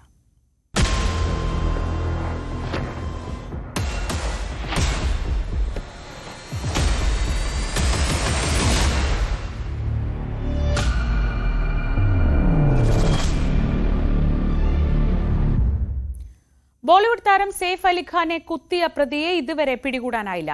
CCTVയിൽ നിന്ന് പ്രതിയുടെ ദൃശ്യങ്ങൾ ലഭിച്ചിരുന്നു. സെയ്ഫ് അലിഖാന് 2 ദിവസത്തിനുള്ളിൽ ആശുപത്രി വിടാനാകുമെന്നാണ് പ്രതീക്ഷിക്കുന്നത്. അതേസമയം ഈ വിഷയം രാഷ്ട്രീയ ആയുധമാക്കുകയാണ് പ്രതിപക്ഷ പാർട്ടികൾ. വിവരങ്ങളുമായി VR കാർത്തിക് ന്യൂസ് ഡെസ്കിൽ നിന്ന്. കാർത്തിക്, അസംഭവ്യമെന്ന് നമ്മൾ കരുതുന്ന ഒരു ആക്രമണമാണത്. സ്വാഭാവികമായും അത്രയേറെ സുരക്ഷയുള്ള മുംബൈയിലെ തന്നെ ഏറ്റവും വലിയ ആഡംബര വസതികളുള്ള ഒരു മേഖലയിൽ സെയ്ഫ് അലിഖാനെ പോലൊരു ആളുടെ വീട്ടിലേക്ക്, അത്രയും സുരക്ഷയുള്ള മേഖലയിലേക്ക് ഒരു കള്ളൻ കടന്നു കയറുക. ആ കള്ളനെ അവർ മുറിയിൽ പൂട്ടിയിടാൻ ശ്രമിച്ചു, പക്ഷെ അവിടെ നിന്ന് രക്ഷപ്പെട്ടു പോവുക. ഇത്രയും സമയമായിട്ട് CCTV ദൃശ്യങ്ങൾ അടക്കം കിട്ടിയിട്ടും ഈ പ്രതിയെ പറ്റി അല്ലെങ്കിൽ ഈ കള്ളനെ പറ്റി യാതൊരു വിവരങ്ങളും ഇല്ല. അവിശ്വസനീയമാണ്. ഇതിനെ എങ്ങനെയാണ് രാഷ്ട്രീയമായി കൂടി അവിടെ ഉപയോഗപ്പെടുത്തുന്നത്? സെയ്ഫ് അലിഖാനെ കുത്തിയ സംഭവം ഏതായാലും വലിയ രാഷ്ട്രീയ വിഷയമാവുകയാണ്. പ്രതിപക്ഷ പാർട്ടികൾ ക്രൈം തലസ്ഥാനം എന്ന രീതിയിൽ മുംബൈയെ വിമർശിച്ച് രംഗത്തെത്തുന്നു. പ്രത്യേകിച്ച് സുപ്രിയ സുലെ അടക്കമുള്ളവരുടെ പ്രതികരണം ഇത്തരത്തിലുള്ള സംഭവങ്ങൾ ആവർത്തിക്കുന്നു എന്നതാണ്. സെലിബ്രിറ്റികളായാലും സാധാരണക്കാരനായാലും സുരക്ഷിതത്വം ഇല്ല എന്ന സ്ഥിതിയിലേക്കാണ് മുംബൈയിലെ കാര്യങ്ങൾ എന്ന തോതിലാണ് വിമർശനം. ബംഗാൾ മുഖ്യമന്ത്രി മമതാ ബാനർജി അടക്കമുള്ളവരും ഇന്നലെ വിമർശനവുമായി രംഗത്തെത്തിയിരുന്നു. ഏതായാലും ഇതിനെ പ്രതിരോധിക്കാനുള്ള നടപടികൾ സർക്കാരും ആരംഭിച്ചു. മുംബൈയെ ഡീഗ്രേഡ് ചെയ്യാനുള്ള ശ്രമങ്ങൾ ഇത്തരത്തിൽ ഉണ്ടാവരുത് എന്ന പ്രതികരണമാണ് മഹാരാഷ്ട്ര മുഖ്യമന്ത്രി ദേവേന്ദ്ര ഫട്നാവിസിന്റെ ഭാഗത്ത് നിന്നും ആരോപണം ഉണ്ടാകുന്നത്. രാഷ്ട്രീയ പ്രതികരണങ്ങൾ ഒരു വശത്ത് അങ്ങനെ പുരോഗമിക്കുമ്പോൾ ഈ സംഭവം നടന്ന് 24 മണിക്കൂർ പിന്നിട്ടിട്ടും പ്രതിയെ പിടികൂടാനായില്ല എന്നതാണ് ഏറ്റവും ആശങ്ക ജനിപ്പിക്കുന്ന കാര്യം. പ്രതിയുടെ CCTV ദൃശ്യങ്ങൾ കഴിഞ്ഞ ദിവസം ലഭിച്ചിരുന്നു. സ്റ്റെയർ കേസ് വഴി രക്ഷപ്പെടുന്ന ദൃശ്യങ്ങളാണ് ലഭിച്ചത്. ബ്രൗൺ നിറത്തിലുള്ള ടീഷർട്ട്, അതോടൊപ്പം തന്നെ കഴുത്തിൽ ചുവന്ന നിറത്തിലുള്ള സ്കാർഫ്, തോളിലൊരു ബാഗ്, ഇത്തരത്തിൽ ഒരു യുവാവ് സ്റ്റെയർ കേസ് ഇറങ്ങി പോകുന്ന ദൃശ്യങ്ങളാണ് പോലീസിന് ലഭിച്ചത്. എന്നാൽ ഇത് ആര് എന്ന കാര്യത്തിൽ ഇതുവരെ പോലീസിന് ഒരു വ്യക്തതയില്ല എന്നതാണ് ഏറ്റവും ശ്രദ്ധേയം. 20 സംഘങ്ങളായി തിരിഞ്ഞാണ് ഇപ്പോൾ അന്വേഷണം വിപുലീകരിച്ചിരിക്കുന്നത്. കഴിഞ്ഞ ദിവസം സെയ്ഫ് അലി ഖാന്റെ വീട്ടിലെ ജീവനക്കാരിയായ ഏലിയാമ്മ നൽകിയ മൊഴി, അവർ മലയാളി കൂടിയാണ്, 4 വർഷമായി സെയ്ഫ് അലി ഖാന്റെ വീട്ടിൽ ഉണ്ട്. അവർ നൽകിയ മൊഴിയുടെ അടിസ്ഥാനത്തിലാണ് ഇപ്പോൾ അന്വേഷണം പുരോഗമിക്കുന്നത്. സംഭവത്തെക്കുറിച്ച് ഏലിയാമ്മ നൽകിയ മൊഴി ഇങ്ങനെയാണ്. പുലർച്ചെ 2 മണിയോടെയാണ് ഇത്തരത്തിൽ സംഭവം നടക്കുന്നത്. ഇളയ മകൻ്റെ മുറിയുടെ സമീപത്ത് നിന്ന് ബഹളം കേട്ടാണ് താൻ എത്തുന്നത്. അതോടുകൂടി അക്രമി ഏലിയാമ്മയ്ക്ക് നേരെ തിരിയുന്നു. ഏലിയാമ്മയും ആക്രമിക്കാൻ ശ്രമിക്കുന്നു. ആ ഘട്ടത്തിലാണ് ഏലിയാമ്മ നിലവിളിക്കുന്നത്. അപ്പോഴാണ് സെയ്ഫ് അലി ഖാൻ അവിടേക്ക് എത്തുന്നതും തുടർന്ന് സെയ്ഫ് അലി ഖാനും ഈ അക്രമിയും തമ്മിൽ പിടിവലി ഉണ്ടാകുന്നു. 1 കോടി രൂപ ഈ കള്ളൻ ആവശ്യപ്പെടുകയും ചെയ്യുന്നു. ഇത് നൽകാനാകില്ല എന്നറിയിക്കുന്നതോടെ തർക്കവും പിന്നീട് അടിപിടിയിലും കലാശിക്കുന്നു. ആ സമയത്താണ് 6 തവണ സെയ്ഫ് അലി ഖാനെ കുത്തിയതും തുടർന്നാണ് ആശുപത്രിയിലേക്ക് എത്തിക്കുന്നതും. എന്തായാലും സംഭവം നടന്ന് 24 മണിക്കൂറായിട്ടും പ്രതികളെ പിടികൂടാനായില്ല എന്നത് ആശങ്ക ജനിപ്പിക്കുന്നു. അതോടൊപ്പം തന്നെ CCTV ദൃശ്യങ്ങൾ അടക്കാൻ ലഭിച്ചിട്ടും മുംബൈ പോലെ അതീവ സുരക്ഷാ പ്രാധാന്യമില്ല. പ്രത്യേകിച്ച് ബാന്ദ്ര വെസ്റ്റിലെ സദ്ഗുരു സദൻ അപ്പാർട്ട്മെന്റിലാണ് ഇത്തരത്തിലൊരു സംഭവം. അതിസമ്പന്നരും സെലിബ്രിറ്റികളും താമസിക്കുന്ന സ്ഥലം. ലിഫ്റ്റിൽ കയറണമെങ്കിൽ അടക്കം സെക്യൂരിറ്റിയുടെ വിരലടയാളം ആവശ്യമുള്ള സ്ഥലത്ത് ഇത്തരത്തിലൊരു പ്രതി എങ്ങനെ എത്തി എന്നതടക്കമുള്ള കാര്യങ്ങളിൽ ഇനിയും വ്യക്തത വരേണ്ടതുണ്ട്. എന്തായാലും സ്റ്റെയർ കേസ് വഴിയാണ് പ്രതി രക്ഷപ്പെട്ടത് എന്നതടക്കമുള്ള കാര്യങ്ങളിൽ ഒരു വ്യക്തത വന്നിട്ടുണ്ട്. കഴിഞ്ഞ ദിവസം DCP അടക്കമുള്ളവർ വിശദീകരിച്ചത് പ്രതിയെ തിരിച്ചറിഞ്ഞിട്ടുണ്ടെന്നും 24 മണിക്കൂറിനകം പിടികൂടുമെന്നാണ്. പക്ഷേ ഈ ഘട്ടം വരെയും പ്രതിയെ പിടികൂടാൻ കഴിഞ്ഞിട്ടില്ല എന്നത് ആശങ്ക ജനിപ്പിക്കുന്നു. മാത്രമല്ല ഇത് സംബന്ധിച്ച നിരവധി ദുരൂഹതകളും ഇപ്പോൾ നിലനിൽക്കുന്നു. പ്രത്യേകിച്ച് ഇത്തരത്തിൽ അതിശക്തമായ സുരക്ഷാ ക്രമീകരണങ്ങൾ ഉള്ള ഒരു സ്ഥലത്ത് എങ്ങനെ ഇയാൾ കടന്നു കയറി? ആരെങ്കിലും ഈ അപ്പാർട്ട്മെൻറ്റിനുള്ളിലുള്ളവരോ ഏതെങ്കിലും തരത്തിൽ സെയ്ഫ് അലി ഖാനുമായി അദ്ദേഹത്തിൻ്റെ ജീവനക്കാരുമായോ കഴിഞ്ഞ ദിവസം ആ കെട്ടിടത്തിൽ തറയുമായി ബന്ധപ്പെട്ട ഫ്ലോർ പണികളൊക്കെ നടന്നിരുന്നു. അപ്പോൾ നിരവധി തൊഴിലാളികളും അവിടെ എത്തിയിരുന്നു. അത്തരത്തിൽ ആരെങ്കിലും ഇദ്ദേഹത്തെ സഹായിച്ചു എന്നടക്കമുള്ള കാര്യങ്ങളിലും വ്യക്തത വരേണ്ടതുണ്ട്. എന്തായാലും ഇത് സംബന്ധിച്ച നിരവധി ദുരൂഹതകൾ ഇപ്പോഴും തുടരുകയാണ്. ശ്രീജ. ശരി, കാർത്തിക്കാണ് വിവരങ്ങൾ നൽകിയത്. ഇത് ആദ്യമായല്ല ബോളിവുഡ് താരങ്ങളുടെ വീട്ടിൽ ഇത്തരത്തിൽ മോഷണ ശ്രമങ്ങൾ ഉണ്ടാവുന്നത്. 2025 പൂനം ധില്ലന്റെ വീട്ടിൽ, 2022 സോനം കപൂറിന്റെ വീട്ടിൽ, 2015 ശില്പ ഷെട്ടിയുടെ വീട്ടിൽ, 2013 അമിതാഭ് ബച്ചൻ്റെ വീട്ടിൽ നിന്നൊക്കെ മോഷണം നടന്നിട്ടുണ്ട്. പക്ഷേ ഇത് ഈ തരത്തിലൊരു ജീവന് പോലും ഭീഷണിയാവുന്ന തരത്തിലേക്കൊരു ആക്രമണത്തിലേക്ക് കൂടി മുതിർന്നു എന്നതാണ് അതിലേറ്റവും പ്രധാനപ്പെട്ട കാര്യം. നമ്മൾ മറ്റു വാർത്തകളിലേക്ക് പോവുകയാണ്. യൂത്ത് കോൺഗ്രസ് വനിതാ നേതാവിന് ചികിത്സാ സഹായം നൽകിയതിൽ തട്ടിപ്പ് നടന്നുവെന്ന ആരോപണത്തിന്മേൽ ആലപ്പുഴയിൽ സംഘടനയ്ക്കുള്ളിൽ വിവാദം കൊഴുക്കുകയാണ്. ലാത്തി ചാർജിൽ പരിക്കേറ്റ യൂത്ത് കോൺഗ്രസ് ജില്ലാ സെക്രട്ടറി മേഘയ്ക്ക് 11 ലക്ഷത്തിൽ പരം രൂപ കൈമാറിയിട്ടുണ്ടെന്ന് ജില്ലയിലെ യൂത്ത് കോൺഗ്രസ് നേതാക്കൾ അനൌദ്യോഗികമായി പറയുന്നു. സ്വകാര്യ ആശുപത്രിയിൽ സ്യൂട്ട് റൂം അടക്കം മേഘ ആവശ്യപ്പെട്ടെന്നും ആരോപണമുണ്ട്. അതേസമയം ചികിത്സയ്ക്ക് മുൻകൈ എടുത്ത രമേശ് ചെന്നിത്തല അടക്കം മേഘയുടെ പ്രതികരണത്തിൽ അതൃപ്തരാണ്. യൂത്ത് കോൺഗ്രസ് സംസ്ഥാന പ്രസിഡന്റ് രാഹുൽ മാങ്കൂട്ടത്തിന്റെ അറസ്റ്റിൽ പ്രതിഷേധിച്ച് കഴിഞ്ഞ വർഷം ആലപ്പുഴയിൽ നടന്ന പ്രതിഷേധ മാർച്ചിലാണ് യൂത്ത് കോൺഗ്രസ് ജില്ലാ സെക്രട്ടറി മേഘയ്ക്കും പ്രസിഡന്റ് പ്രവീണിനും തലയ്ക്ക് പരിക്കേൽക്കുന്നത്. വീണുകിടന്ന പ്രവീണിനെ പോലീസ് വളഞ്ഞിട്ടടിക്കുന്നതിനിടയിൽ തടയാൻ ശ്രമിക്കുമ്പോഴാണ് മേഘയ്ക്ക് അടിയേറ്റത്. സാരമായി പരിക്കേറ്റ മേഘ തിരുവല്ലയിലെയും തിരുവനന്തപുരത്തെയും സ്വകാര്യ ആശുപത്രികളിൽ ചികിത്സ തേടി. 8 ലക്ഷത്തോളം ധനസഹായം നൽകി മേഘയെ പാർട്ടി സംരക്ഷിച്ചെന്ന സംസ്ഥാന വൈസ് പ്രസിഡന്റ് അരിത ബാബുവിന്റെ FB പോസ്റ്റിനിടയിൽ പണം തനിക്ക് ലഭിച്ചിട്ടില്ല എന്ന മേഘ കുറിച്ചതോടെ വിവാദം ആളിപ്പടർന്നു. പ്രതിരോധത്തിലായ യൂത്ത് കോൺഗ്രസ് അനൌദ്യോഗികമായി കണക്ക് പുറത്തുവിട്ടു തുടങ്ങി. UK കോൺഗ്രസ് കമ്മിറ്റി 1.5 ലക്ഷം രൂപ നൽകി. പെൻഷനേഴ്സ് അസോസിയേഷൻ 1,20,000, യൂത്ത് കോൺഗ്രസ് നേതാവ് റിയാസ് മുക്കോളി 1 ലക്ഷം, Nilambur committee 50,000, KC Venugopal 25,000, Sharjah ഇൻഗാസ് 1 ലക്ഷവും, OICC 50,000, യൂത്ത് കോൺഗ്രസ് ദേശീയ പ്രസിഡന്റ് BV ശ്രീനിവാസൻ 25,000, രാഹുൽ മാങ്കൂട്ടത്തിൽ 10,000 ഉൾപ്പെടെ 6,45,000 രൂപ നേരിട്ടും ബാങ്ക് ട്രാൻസ്ഫർ മുഖാന്തരവും കിട്ടിയിട്ടുണ്ടെന്ന് സംഘടന അനൌദ്യോഗികമായി അറിയിക്കുന്നു. ഒപ്പം തിരുവല്ല ബിലീവേഴ്സ് ആശുപത്രിയിലും പിന്നീട് അനന്തപുരി ആശുപത്രിയിലുമായി 20 ദിവസത്തിനുമേൽ വീണ്ടും ചികിത്സ തേടിയിരുന്നു. ഓരോ ആശുപത്രിയിലും 2 ലക്ഷത്തിനു മേൽ ബിൽ തുകയായെന്നും യൂത്ത് കോൺഗ്രസ് പറയുന്നു. രമേശ് ചെന്നിത്തല ഉൾപ്പെടെയുള്ള നേതാക്കന്മാർ ഇടപെട്ടാണ് തുക നൽകിയത്. ലാത്തി ചാർജിൽ ഏറ്റവും അധികം മർദ്ദനമേറ്റത് യൂത്ത് കോൺഗ്രസിന്റെ ജില്ലയിലെ തന്നെ ചുമതലക്കാരനായ പ്രവീണായിരുന്നു.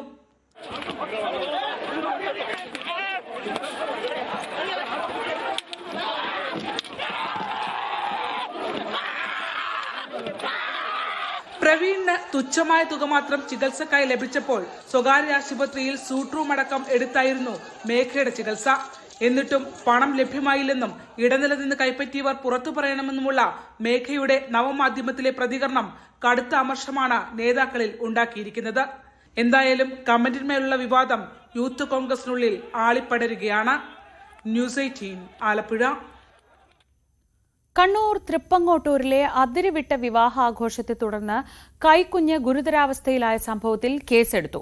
പടക്കം പൊട്ടിച്ചതിനെ തുടർന്ന് 22 ദിവസം പ്രായമുള്ള കുഞ്ഞിന് ഗുരുതര ആരോഗ്യ പ്രശ്നങ്ങൾ ഉണ്ടായിരുന്നു. കൊളവല്ലൂർ പോലീസാണ് കേസെടുത്തത്. സ്ഫോടക വസ്തുക്കൾ അശ്രദ്ധമായി കൈകാര്യം ചെയ്തു എന്ന പരാതിയിലാണ് കേസെടുത്തത്. കഞ്ചാവ് കടത്തിയ 3 പേർ പാലക്കാട് പിടിയിൽ. പൊന്നാനി സ്വദേശികളായ മുബഷീർ, ശ്രീരാഗ് എന്നിവർ 6 കിലോ കഞ്ചാവുമായാണ് പിടിയിലായത്. മറ്റൊരു കേസിൽ പശ്ചിമബംഗാൾ മുർഷിദാബാദ് സ്വദേശിനിയായ റൂമ ജമദാറും 6 കിലോ കഞ്ചാവുമായി പിടിയിലായി. പാലക്കാട് ജംഗ്ഷൻ റെയിൽവേ സ്റ്റേഷനിലായിരുന്നു പരിശോധന.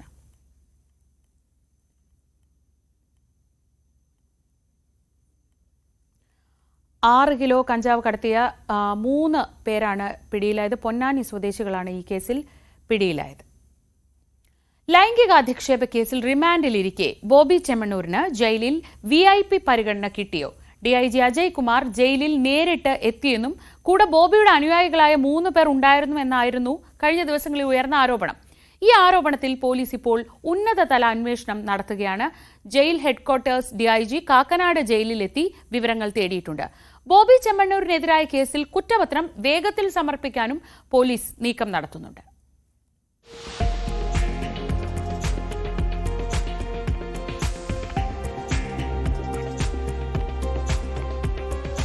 ബോബി ചെമ്മണ്ണൂരിന് ജയിലിൽ VIP പരിഗണന നൽകിയെന്ന വിവാദം അന്വേഷിക്കാൻ മുഖ്യമന്ത്രി നിർദ്ദേശിച്ചതോടെയാണ് അന്വേഷണത്തിന് ജയിൽ വകുപ്പ് തുടക്കം കുറിച്ചത്. ജയിൽ DGPയുടെ നിർദ്ദേശപ്രകാരം തിരുവനന്തപുരം ജയിൽ ആസ്ഥാനത്തെ DIG വിനോദ് കുമാർ രാവിലെ 10:30 കാക്കനാട് ജയിലിലെത്തി അധികൃതരിൽ നിന്നും വിവരങ്ങൾ ശേഖരിച്ചു. മധ്യമേഖല DIG അജയ് കുമാർ ബോബി ചെമ്മണ്ണൂരിനെ കാണാൻ ജയിലിൽ നേരിട്ടെത്തിയെന്നും കൂടെ ബോബി ചെമ്മണ്ണൂരിന്റെ അനുയായികളായ 3 പേരുണ്ടായിരുന്നുവെന്നുമാണ് ആരോപണം. 3 പേരുമായി ജയിലിനകത്ത് ബോബി ചെമ്മണ്ണൂർ അഴിക്കപ്പുറമല്ലാതെ മുഖാമുഖം സംസാരിക്കാൻ അവസരമൊരുക്കി. ജയിലിൽ നിന്നും ഫോൺ വിളിക്കാൻ 200 രൂപ കയ്യിൽ കൊടുത്തു തുടങ്ങിയ ആരോപണങ്ങളാണ് ഉയർന്നത്. ഇതിലെല്ലാം വിശദമായ അന്വേഷണം നടത്തും.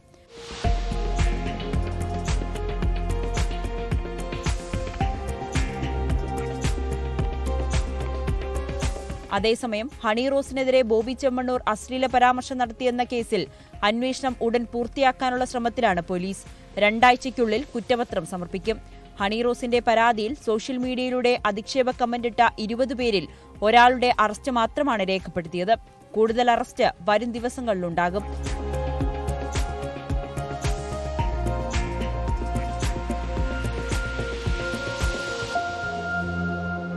ന്യൂസ് 18 കൊച്ചി.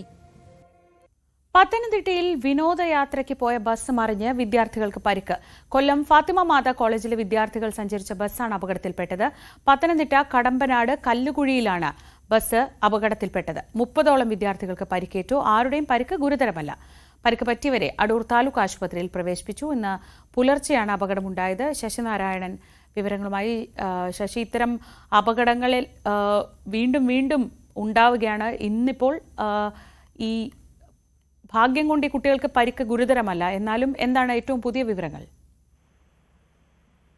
ശ്രീജ, വാഗമണ്ണിൽ വിനോദയാത്രയ്ക്ക് പോയ വിദ്യാർത്ഥികൾ സഞ്ചരിച്ച ബസ്സാണ് മറിഞ്ഞത്. ഈ കടമ്പനാട് കല്ലുകുഴിയിലാണ് പുലർച്ചെ ഈ അപകടം ഉണ്ടായത്. അപകടത്തിൽ 30ഓളം വിദ്യാർത്ഥികൾക്ക് പരിക്ക് പറ്റിയെന്നാണ് നമുക്ക് അറിയാൻ കഴിഞ്ഞത്. എന്തായാലും നിസ്സാരമായ പരിക്കുകളാണ്. അങ്ങനെ ഗുരുതരമുള്ള പരിക്കുകളൊന്നും തന്നെയല്ല. ഉടൻ തന്നെ വിദ്യാർത്ഥികളെ അടൂർ താലൂക്ക് ആശുപത്രിയിൽ പ്രവേശിപ്പിച്ചു. 49 വിദ്യാർത്ഥികളും 3 അധ്യാപകരുമാണ് ഉണ്ടായിരുന്നത്. ഇതിൽ 30ഓളം വിദ്യാർത്ഥികൾക്ക് പരിക്ക് പറ്റി എന്നുള്ളതാണ് അറിയാം. അതെല്ലാം ഈ ചെറിയ പരിക്കുകളാണ് ഉണ്ടായത്. എന്തായാലും ഒരു വളവിൽ ഈ കല്ലുകുഴി സ്ഥലത്തൊരു വളവുണ്ട്. ആ വളവിൽ വെച്ചാണ് ബസ് നിയന്ത്രണം വിട്ട് അപകടത്തിൽപ്പെട്ടത്. ഉടൻ തന്നെ നാട്ടുകാരും ഫയർഫോഴ്സും എത്തി ആ വിദ്യാർത്ഥികളെ പരിക്ക് പറ്റിയ വിദ്യാർത്ഥികളെ അടൂർ താലൂക്ക് ആശുപത്രിയിലേക്ക് മാറ്റിയിട്ടുണ്ട്. നിസ്സാരമായ പരിക്കുകൾ മാത്രമേ ഉള്ളൂ എന്നുള്ളതാണ് നമുക്ക് പറയാൻ കഴിയുന്നത്. എന്തായാലും ഭാഗ്യം കൊണ്ട് മാത്രമാണ് രക്ഷപ്പെട്ടതെന്ന് പറയാം. വലിയൊരു അപകടം ഉണ്ടാകാതെ തന്നെ വിദ്യാർത്ഥികളെല്ലാം രക്ഷപ്പെട്ടു എന്ന് വേണം നമുക്ക് പറയാൻ. എന്തായാലും ഇന്നലെയാണ് സംഘം വാഗമണ്ണിൽ ഈ വിനോദയാത്രയ്ക്ക് പോയിട്ട് തിരിച്ചു വരുന്ന വഴിയിലാണ് ഇത്തരത്തിൽ ഒരു അപകടം ഉണ്ടായത്. ശശിനാരായണനാണ് വിവരങ്ങൾ നൽകിയത്. പത്തനംതിട്ടയിൽ വലിയ ആശ്വാസമാണ്. ആ കുട്ടികൾക്ക് വലിയ കാര്യമായി പരിക്കേറ്റില്ല എന്നത്. എങ്കിൽ പോലും ഈ വിനോദയാത്രയ്ക്ക് പോകുന്ന സംഘം രാത്രിയിലെ യാത്ര കഴിഞ്ഞ് പുലർച്ചെ അപകടത്തിൽപ്പെടുന്ന വാർത്ത വീണ്ടും വരുന്നത് ആശങ്ക ഉണ്ടാക്കുന്നുണ്ട്.